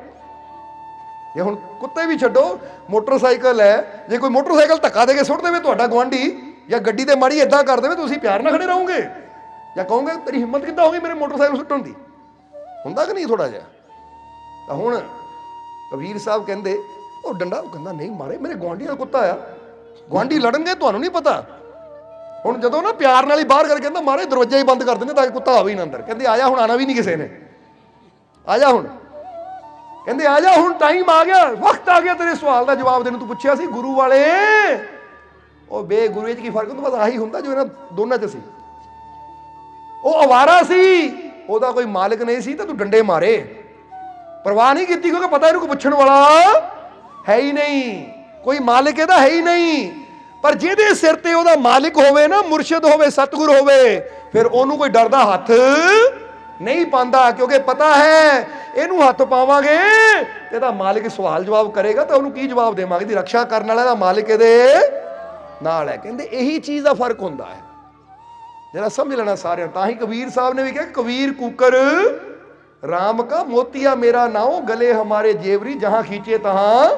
ਕਹਿੰਦੇ ਮੇਰਾ ਵੀ ਮਾਲਿਕ ਮੇਰਾ ਰਾਮ ਹੈ, ਮੈਂ ਵੀ ਉਹਦੇ ਦਰ ਦਾ ਕੂਕਰ ਹਾਂ, ਔਰ ਮੈਨੂੰ ਮਾਣ ਹੈ, ਪਤਾ ਹੈ ਕਿ ਜੇ ਮੇਰਾ ਮਾਲਿਕ ਹੈ ਤਾਂ ਕੋਈ ਦੁੱਖ ਤਕਲੀਫ ਮੁਸੀਬਤ ਮੇਰੀ ਤਰਫ ਦੇਖ ਨਹੀਂ ਸਕਦੀ, ਕੋਈ ਯਮ ਮੈਨੂੰ ਹੱਥ ਪਾਈ ਨਹੀਂ ਸਕਦਾ। ਉਹ ਮੈਨੂੰ ਮ੍ਰਿਤਿੂ ਦਾ ਵੀ ਡਰ ਹੈ ਨਹੀਂ, ਕਿਉਂਕਿ ਮੌਤ ਵੀ ਮੇਰਾ ਕੁਝ ਨਹੀਂ ਵਿਗਾੜ ਸਕਦੀ, ਕਿਉਂਕਿ ਮੇਰਾ ਮਾਲਿਕ ਬਹੁਤ ਬੜਾ ਹੈ। ਆਹੀਂ ਤਾਂ ਕਹਿੰਦੇ ਜਿਸ ਮਰਨੇ ਤੇ ਜਗ ਡਰੇ ਮੇਰੇ ਮਨੇ ਆਨੰਦ। ਇਸ ਕਰਕੇ ਆਪਣੇ ਆਪ ਨੂੰ ਜਦੋਂ ਅਸੀਂ ਮੁਰਸ਼ਿਦ ਨਾਲ ਜੋੜ ਦਿੰਦੇ ਹਾਂ ਤਾਂ ਫਿਰ ਇਨਸਾਨ ਨੂੰ ਇੱਕ ਹਿੰਮਤ ਮਿਲਦੀ ਹੈ ਕਿ ਮੇਰੀ ਸੰਭਾਲ ਕਰਨ ਵਾਲਾ ਕੋਈ, ਜਿੱਦਾਂ ਇੱਕ ਬੱਚੇ ਦਾ ਟੀਚਰ ਹੋਵੇ ਨਾ, ਤਾਂ ਬੱਚੇ ਨੂੰ ਪਤਾ ਕੋਈ ਔਖਾ ਸਵਾਲ ਆ ਗਿਆ ਤਾਂ ਜਵਾਬ ਦੇਣ ਵਾਲਾ ਮੇਰਾ ਟੀਚਰ ਹੈ, ਜਿੱਥੇ ਮੈਨੂੰ ਕੋਈ ਚੀਜ਼ ਨਾ ਸਮਝ ਆਵੇ ਤਾਂ ਸਮਝਾਉਣ ਵਾਲਾ ਮੇਰਾ ਟੀਚਰ ਹੈ। ਇਸੇ ਤਰ੍ਹਾਂ ਮੁਰਸ਼ਿਦ ਦਾ ਜੀਵਨ 'ਚ ਹੋਣਾ ਬਹੁਤ ਜ਼ਰੂਰੀ ਹੈ। ਔਰ ਬੁੱਲੇ ਸ਼ਾਹ ਵੀ ਇਹੀ ਕਹਿੰਦੇ, ਜੇ ਗੁਰੂ ਹੈ ਤਾਂ ਹੱਥ ਭਰ ਕੇ ਜਾਏਗਾ, ਝੋਲੀਆਂ ਭਰਪੂਰ ਕਰਕੇ ਜਾਏਗਾ, ਤੇ ਜੇ ਮੁਰਸ਼ਿਦ ਨਹੀਂ ਹੈ ਤਾਂ ਹੱਥ ਮਲਦਾ ਜਾਏਗਾ ਕਿ ਮੈਂ ਤਾਂ ਬਈ ਸਭ ਕੁਝ ਗਵਾ ਕੇ ਚੱਲਾਂ। ਕਿਉਂ ਮਲਣ ਦਾ ਮਤਲਬ ਕੀ ਹੁੰਦਾ ਹੈ? ਜਿੱਦਾਂ ਕਬੀਰ ਸਾਹਿਬ ਨੇ ਕਿਹਾ, ਕਹੇ ਕਬੀਰ ਅੰਤ ਕੀ ਵਾਰੀ, ਹਾਥ ਝਾੜ ਜੂ ਚਲਾ ਜੁਆਰੀ। ਕਹਿੰਦੇ ਜਿੱਦਾਂ ਜੁਆਰੀ ਆਇਆ ਸੀ ਬਹੁਤ ਕੁਝ ਲੈ ਕੇ, ਪਰ ਗਲਤ ਦਾਵ ਲਾਗਤਾ, ਸਭ ਕੁਝ ਗਵਾ ਕੇ ਹੱਥ ਮਲਦਾ ਜਾ ਰਿਹਾ ਕਿ ਲੈ ਵੀ ਮੈਂ ਤਾਂ ਸਭ ਕੁਝ ਗਵਾਤਾ। ਕਹਿੰਦੇ ਅੱਜ ਇਨਸਾਨ ਦਾ ਵੀ ਇਹੀ ਹਾਲ ਹੈ ਕਿ ਰੱਬ ਦੇ ਘਰੋਂ ਲੈ ਕੇ ਬਹੁਤ ਕੁਝ ਆਂਦਾ ਹੈ, ਸਵਾਸਾਂ ਦਾ ਧਨ ਲੈ ਕੇ ਆਂਦਾ ਹੈ, ਕਿੰਨਾ ਕੁਝ ਲੈ ਕੇ ਆਂਦਾ ਹੈ, ਪਰ ਜੇ ਗਲਤ ਦਾਵ ਲੱਗ ਜਾਵੇ, ਜੀਵਨ ਗਲਤ ਪਾਸੇ ਚਲਾ ਜਾਵੇ, ਤਾਂ ਬੰਦਾ ਸਭ ਕੁਝ ਗਵਾ ਕੇ ਜਾਂਦਾ ਹੈ। ਪਰ ਜੇ ਮੁਰਸ਼ਿਦ ਵਾਲਾ ਹੋਏਗਾ ਤਾਂ ਫਿਰ ਮੁਰਸ਼ਿਦ ਉਹਨੂੰ ਸਮਝਾਉਂਦਾ ਰਹੇਗਾ, ਹਰ ਗਲਤੀ ਤੋਂ ਬਚਾਉਂਦਾ ਰਹੇਗਾ। ਕਿਉਂਕਿ ਜਿੱਦਾਂ ਟੀਚਰ ਦੀ ਗੱਲ ਕੀਤੀ, ਜੇ ਟੀਚਰ ਹੈ ਤਾਂ ਜਿੱਥੇ ਬੱਚਾ ਕੋਈ ਸਵਾਲ ਦਾ ਗਲਤ ਜਵਾਬ ਲਿਖੇਗਾ ਜਾਂ ਕੋਈ ਗਲਤੀ ਕਰੇਗਾ ਤਾਂ ਟੀਚਰ ਉਹਨੂੰ ਡਾਂਟ ਕੇ ਸਹੀ ਕਰਾਏਗਾ, ਬੇਟਾ ਆਹ ਨਹੀਂ, ਆਹ ਚੀਜ਼ ਨੇ ਤੈਨੂੰ ਫੇਲ ਕਰਨਾ, ਤਾਂ ਆਹ ਚੀਜ਼ ਨੇ ਤੈਨੂੰ ਪਾਸ ਕਰਨਾ। ਦੱਸਣ ਵਾਲਾ ਟੀਚਰ ਹੀ ਬੱਚੇ ਨੂੰ ਫਿਰ ਉਚਾਈ ਤੱਕ ਲੈ ਕੇ ਜਾਂਦਾ ਹੈ। ਇਸੇ ਤਰ੍ਹਾਂ ਮੁਰਸ਼ਿਦ ਦਾ ਕੰਮ ਵੀ ਇਹੀ ਹੁੰਦਾ ਹੈ ਕਿ ਜਦੋਂ ਇਨਸਾਨ ਕੋਈ ਬੁਰਾ ਕਰਦਾ ਹੈ, ਜਿਹੜੀ ਚੀਜ਼ ਉਹਦੇ ਜੀਵਨ 'ਚ ਦੁੱਖ ਲਿਆ ਸਕਦੀ ਹੈ, ਫਿਰ ਉਹਨੂੰ ਕਹਿੰਦਾ ਹੈ ਤੇਰੀ ਮੰਜ਼ਿਲ ਖੁਸ਼ੀਆਂ ਵਾਲੀ ਹੈ, ਬੇਟਾ ਆਹ ਕਰਮ ਬੰਦ ਕਰ, ਆਹ ਕੰਮ ਸ਼ੁਰੂ ਕਰ, ਕਿਉਂਕਿ ਇਹਦੇ ਨਾਲ ਜੀਵਨ 'ਚ ਖੁਸ਼ੀਆਂ ਆਣੀਆਂ ਹੈ, ਇਹਦੇ ਨਾਲ ਕਾਮਯਾਬੀ ਆਣੀ ਹੈ। ਇਸ ਲਈ ਭਰਪੂਰ ਹੋ ਕੇ ਉਹੀ ਜਾਂਦੇ ਹੈ ਜੋ ਆਪਣੇ ਮਾਲਿਕ ਤੇ, ਆਪਣੇ ਮੁਰਸ਼ਿਦ ਤੇ, ਆਪਣੇ ਪ੍ਰਮਾਤਮਾ ਪ੍ਰਭੂ ਤੇ ਵਿਸ਼ਵਾਸ रखते हैं। इसलिए आओ फिर कहांगे कि जिनके विचार पवित्र हैं, जिस इंसान के भी, मनुष्य के विचार पवित्र हैं और उसमें आत्मविश्वास और सहन शक्ति भी है, तो यकीनन, वो कहते यकीनन है, यकीन की गल है, कोई सरसरी गल नहीं है, तो यकीनन खुशियां उसके पीछे पीछे ऐसे आएंगी जैसे उसकी परछाई। इसलिए अपने विचारों भी पवित्र रखो, आत्मविश्वास भी रखो, यानी अपने आप ते भी और अपने मालिक ते विश्वास। कोई भी काम करना मैनू यकीन है मेरा मालिक मैनू कामयाबी जरूर, इनू कहते आत्मविश्वास, मैनू सफलता जरूर, क्योंकि मैनू अपने मालिक ते अपनी मेहनत ते पूरा। पर जे इंसान विश्वास मेरे तो नहीं होना, तो फिर इसका मतलब अपने आप ते कॉन्फिडेंट, बंदे को विश्वास है नहीं। और जे अपने आप ते विश्वास है नहीं, तो फिर बंदे रब ते विश्वास भी की करना है, क्योंकि शुरुआत पहला अपने तो होंगी है कि मैनू विश्वास है मैं करूँगा और मैनू यकीन है मेरा मालिक मैनू कामयाबी जरूर। ये दो ही चीज़ां जुड़ जांदियां है, क्योंकि जिन्होंने अपने आप ते विश्वास हो शुरुआत करता है, फिर उन्होंने पता जे मैं विश्वास नाल शुरुआत करूँगा और अपने मालिक ते विश्वास रखूँगा तो सफलता भी जरूर मिलेगी। समझते हो कि नहीं? इस करके अपने आप ते विश्वास रखो और अपने मालिक ते विश्वास रखो, ये बन जाता आत्मविश्वास। और फिर तीसरी चीज़ गई सहन शक्ति। और सहन शक्ति का मतलब भी फटाफट समझ लो कि सहन शक्ति का मतलब भी ये है, कोई कुछ भी बोले कुछ भी कहे, पर ऐसी एवं ही नहीं ना, जिदा हम बंदा कोई कह दे इदा सहन शक्ति है नहीं, तो माड़ी माड़ी गल तो उबल पे झगड़े करने शुरू करते, लड़ाइयाँ करनियाँ शुरू करतियाँ, या अपने रास्ते ही बदल देते। बोलो समझते हो? जिदा कोई कह दे तेतों नहीं होना, अच्छा ठीक है, फिर रास्ता ही छड़ दिता बंदे ने, कहते नहीं सहन शक्ति, मैनू विश्वास है मैं कर सकता हाँ, तू कुछ भी बोल, तू कुछ भी कर, पर मेरा टारगेट, मेरा लक्ष्य जिहड़ा है मैं उन्हें पा के रुकना है, तेरे कहण ते मैं अपना लक्ष्य नहीं बदलना, अपनी मंजिल ते पहुंचना है मैं, चाहे दुनिया जो मर्जी बोले जो मर्जी कहे। इन्नी सहन शक्ति अपने अंदर रखो कि मैं अपनी शांति नूं अपनी खुशी नूं बरकरार रखना है, क्योंकि खुशी की लोड़ मैनू है, शांति मैनू चाहिए, तो किसी के कहण ते मैं अपनी शांति नूं अपनी खुशी नूं भंग नहीं करना। इस करके सहनशील बनो। समझते हो कि नहीं? और जे जीवन च माड़ा मोटा दुख भी आवे तो सहनशील बनो कि मैं बड़े तो बड़ा दर्द भी बर्दाश्त कर सकता हाँ, क्योंकि मैनू ताकत देने वाला मेरा मालिक मेरे, तो जिहड़ा बर्दाश्त करने की शक्ति रखता है फिर दुख जल्दी दूर भी हो जाता है। तो जे बंदा कहे मेरे बर्दाश्त नहीं होंदा, माड़ी दर्द नहीं बर्दाश्त कर सकता, तो माड़ियां माड़ियां चीज़ां भी उन्होंने बहुत तकलीफ दिंदियां है। तो जिन्हां अंदर बर्दाश्त का मादा होंदा है, फिर बड़े बड़े दुख भी आते हैं, उन्होंने पता भी नहीं लगता किहड़े वेले आया तो किहड़े वेले गुजर गया। इसलिए अपनी सहन शक्ति नूं बढ़ाओ। समझते हो कि नहीं? सहनशील बनो, तो फिर तुसीं देखोगे खुशियां, कामयाबी, सफलता अपने आप तुहाडे मगर आएगी। इसलिए आओ हुण आखिरले वचनां च यही कहिए, जिद्दां दस्सिया कि जिन्हां नूं अपने मुरशद ते विश्वास है वह भरपूर होके जाते हैं, तो जिहड़े बेगुरू है, जिद्दां बुल्ले शाह ने कहा, बुल्लिया बिना मुरशद तो बिना गुरु तो खाली हथ में मलदे वेखे, कि एवं हथ नहीं मलने असीं, जे हत्थां नूं खजाने नाल ओहदियां रहमतां दे खजाने नाल भरपूर कर सकदे, मलन की लोड़ की है? फिर तां आपां कर्म करिए जिन्हां साडे हथ साडा जीवन साडीआं झोलियां खुशियां नाल भर जाण। और वो की है? वो है कि मैनू अपने मालिक ते पूरा, मैनू अपने मालिक ते पूरा, मैनू अपने मालिक ते पूरा, मेरियां झोलियां खुशियां नाल, मेरियां झोलियां खुशियां नाल, मेरियां झोलियां खुशियां नाल, मेरे सारे दुख दूर, मेरे सारे दुख दूर, मेरे सारे दुख दूर, मेरा मालिक मेरे, मेरा मालिक मेरे, मेरा मालिक मेरे। विश्वास है ना, तो बस में भरपूर होना, कोई टेंशन नहीं लेनी। अज जीवन च माड़ियां मोटियां ना तकलीफां दुख भी है, तो फिर कहांगे ये कदी घड़ी की सूई नूं देखिया करो, इसदा एक बार दस्सिया सी असीं कि घड़ी की सूई ना 60 तो शुरू होंदी, पहले थल्ले नहीं जाती है, पर जे हुण बंदा घबरा जाए लै मैं चला थल्ले तो नहीं, एक टाइम आएगा जदों मैं बीज पहला जमीन के थल्ले ही जाता है, तो जे थल्ले जाण तो घबरावे तो फिर कदी आसमान दी बुलंदियां तक दसो पहुंचेगा वो, क्योंकि बीज नूं पहला धरती थल्ले जाना पैना है, मिटना ही पैना है, मिट के ही वो इस लायक बनेगा कि आसमान की उचाई तक पहुंचे। हुण जिन्ने पेड़ खड़े है, जरा देखो जड़ तो जमीन के थल्ले ही है ना, तो मतलब पैदा होने वास्ते जाना, इसलिए घबराओ ना। जे अज जीवन च उतार है ना, तो याद रखो कि मैं घबराना नहीं, क्योंकि मैनू मालिक ते विश्वास है जब मैं थल्ले जा रहा तो एक दिन बड़ी तेजी नाल उपर भी आना है। जे सूरज ढल रहा है तो ਤਾਂ ਰਾਤ ਨੂੰ ਦੇਖ ਕੇ, ਢਲਦੇ ਨੂੰ ਦੇਖ ਕੇ ਘਬਰਾਣਾ ਨਹੀਂ ਹੈ। ਵਿਸ਼ਵਾਸ ਹੈ ਕਿ ਉਹਦੇ ਵੀ ਇਹ ਚੜੇਗਾ ਵੀ ਜ਼ਰੂਰ। ਔਰ ਜੇ ਮਾਲਿਕ ਨਾਲ ਹੈ ਤਾਂ ਜਲਦੀ ਖੁਸ਼ੀਆਂ ਸਵੇਰ ਆਏਗੀ। ਇਸ ਲਈ ਯਕੀਨ ਰੱਖੋ ਆਪਣੇ ਜੀਵਨ 'ਚ, ਵਿਸ਼ਵਾਸ ਰੱਖੋ ਆਪਣੇ ਜੀਵਨ 'ਚ ਕਿ ਮੇਰਾ ਮਾਲਿਕ ਮੇਰੇ ਨਾਲ ਹੈ ਤਾਂ ਮੈਨੂੰ ਕਾਮਯਾਬੀ ਜ਼ਰੂਰ, ਮੇਰਾ ਮਾਲਿਕ ਮੇਰੇ ਨਾਲ ਹੈ ਮੈਨੂੰ ਖੁਸ਼ੀਆਂ ਜ਼ਰੂਰ, ਮੈਨੂੰ ਤੰਦਰੁਸਤੀ ਜ਼ਰੂਰ। ਬਸ ਇਦਾਂ ਦਾ ਵਿਸ਼ਵਾਸ ਆਪਣੇ ਅੰਦਰ ਰੱਖਿਆ ਕਰੋ। ਕੋਈ ਮਨ ਦੇ ਵਿੱਚ ਬੁਰਾ ਖਿਆਲ ਆਵੇ ਨਾ ਤਾਂ ਉਸ ਲਈ ਮਨ ਨੂੰ ਕਹੋ ਉਹ ਡਰਨਾ ਨਹੀਂ ਹੈ। ਸਾਰੀ ਦੁਨੀਆ ਵੀ ਦੁਸ਼ਮਣ ਬਣ ਜਾਵੇ ਪਰ ਜੇ ਇੱਕ ਮਾਲਿਕ ਮੇਰੇ ਨਾਲ ਹੈ, ਤਾਂ ਹੀ ਤਾਂ ਇਹੀ ਗੱਲ ਕਹੀਦੀ ਹੈ कि ये सोचकर दुखी मत होना कि दुनिया मेरे साथ नहीं है, बल्कि ये सोचकर खुश होना कि दुनिया को बनाने वाला मेरा मालिक तो मेरे। इसलिए सोच के टेंशन क्यों लैनी कि वो नहीं साथ दिंदा, वो नहीं साथ दिंदा, वो तुसी ना देवो पर मैनू विश्वास अपने मालिक ते कि हर जगह मेरा मालिक मेरा साथ जरूर, बस ओदा साथ जरूरी है, वो है तो कामयाबी मिल जाएगी। क्योंकि तरक्कियां खुशियां ओदी तरफों ही आनियां है। नहीं तो बंदा कहते बंदे को कुछ नहीं दे सकता, बंदा तो लत्त फच के थले खिंचण की कोशिश करता, चढ़ाने वाला तो बुढ़ी तो उही चढ़ाता है। ਤਾਂ ਹੀ ਤਾਂ ਸ਼੍ਰੀ ਗੁਰੂ ਰਵਿਦਾਸ ਜੀ ਨੇ ਵੀ ਕਿਹਾ ਕਿ ਨੀਚੋਂ ਉੱਚ ਕਰੇ ਮੇਰਾ ਗੋਬਿੰਦ। ਇੱਥੇ ਉਹਨਾਂ ਰਾਜੇ ਮਹਾਰਾਜੇ ਦਾ ਨਾਂ ਨਹੀਂ ਲਿਆ ਕਿ ਫਲਾਨਾ ਰਾਜਾ ਉੱਚਾ ਕਰਦਾ, ਉਹ ਕਹਿੰਦੇ ਗੋਬਿੰਦ ਯਾਨੀ ਪਰਮਾਤਮਾ ਨੀਵੀਂ ਤੋਂ ਉੱਚਾ ਕਰਦਾ ਹੈ। ਬਸ ਜਦੋਂ ਮਾਲਿਕ ਤੇ ਵਿਸ਼ਵਾਸ ਰੱਖਾਂਗੇ ਤਾਂ ਅੱਜ ਬੇਸ਼ੱਕ ਤੁਸੀਂ ਜਿੱਥੇ ਮਰਜੀ ਹੋ ਉਚਾਈਆਂ ਤੱਕ ਉਹ ਜ਼ਰੂਰ ਲੈ ਕੇ ਜਾਏਗਾ। ਯਕੀਨ ਰੱਖੋ ਆਪਣੇ ਮਾਲਿਕ ਤੇ, ਭਰੋਸਾ ਰੱਖੋ, ਆਉਣ ਵਾਲਾ ਸਮਾਂ ਖੁਸ਼ੀਆਂ, ਕਾਮਯਾਬੀ, ਸਫਲਤਾ ਭਰਿਆ ਹੋਏਗਾ। ਔਰ ਹੁਣ ਇਹਨਾਂ ਵਚਨਾਂ ਨਾਲ ਹੀ ਅਸੀਂ ਅੱਜ ਦੇ ਸਤਸੰਗ ਦੀ ਸਮਾਪਤੀ ਕਰਾਂਗੇ। ਔਰ ਅੰਤ ਵਿੱਚ ਇਹੀ ਉਸ ਮਾਲਿਕ ਦੇ ਚਰਨਾਂ 'ਚ ਅਰਦਾਸ ਬੇਨਤੀ ਕਰਾਂਗੇ ਕਿ ਮਾਲਿਕ ਤੁਹਾਨੂੰ ਸਭ ਨੂੰ ਨਾਮ ਨਾਲ ਜੁੜਨ ਦੀ, ਨਾਮ ਜਪਣ ਦੀ ਤਾਕਤ ਦੇਣ, ਸੇਵਾ ਸਿਮਰਨ ਕਰਨ ਦਾ, ਨੇਕ ਮਾਰਗ ਤੇ ਚੱਲਣ ਦਾ ਮਾਲਿਕ ਬਲ ਬਖਸ਼ਣ। ਔਰ ਤੁਹਾਡੀਆਂ ਸਭ ਦੀਆਂ ਤਕਲੀਫਾਂ, ਦੁੱਖਾਂ, ਦਰਦਾਂ, ਪਰੇਸ਼ਾਨੀਆਂ ਨੂੰ ਮਾਲਿਕ ਦੂਰ ਕਰਨ, ਤੁਹਾਡੀਆਂ ਸਭ ਦੀਆਂ ਝੋਲੀਆਂ ਖੁਸ਼ੀਆਂ ਨਾਲ ਭਰਪੂਰ ਕਰਨ। ਆਉਣ ਵਾਲਾ ਹਰ ਪਲ, ਹਰ ਘੜੀ ਤੁਹਾਡੇ ਵਾਸਤੇ ਖੁਸ਼ੀਆਂ, ਕਾਮਯਾਬੀ, ਸਫਲਤਾ ਭਰੀ ਹੋਵੇ।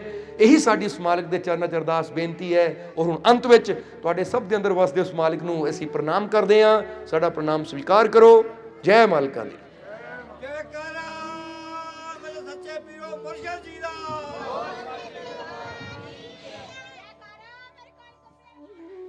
वीडियो अच्छी लगी हो तो कृपया इसे शेयर जरूर करें।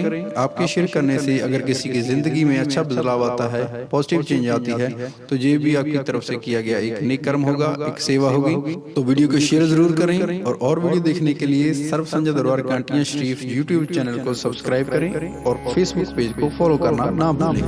जय माता दी।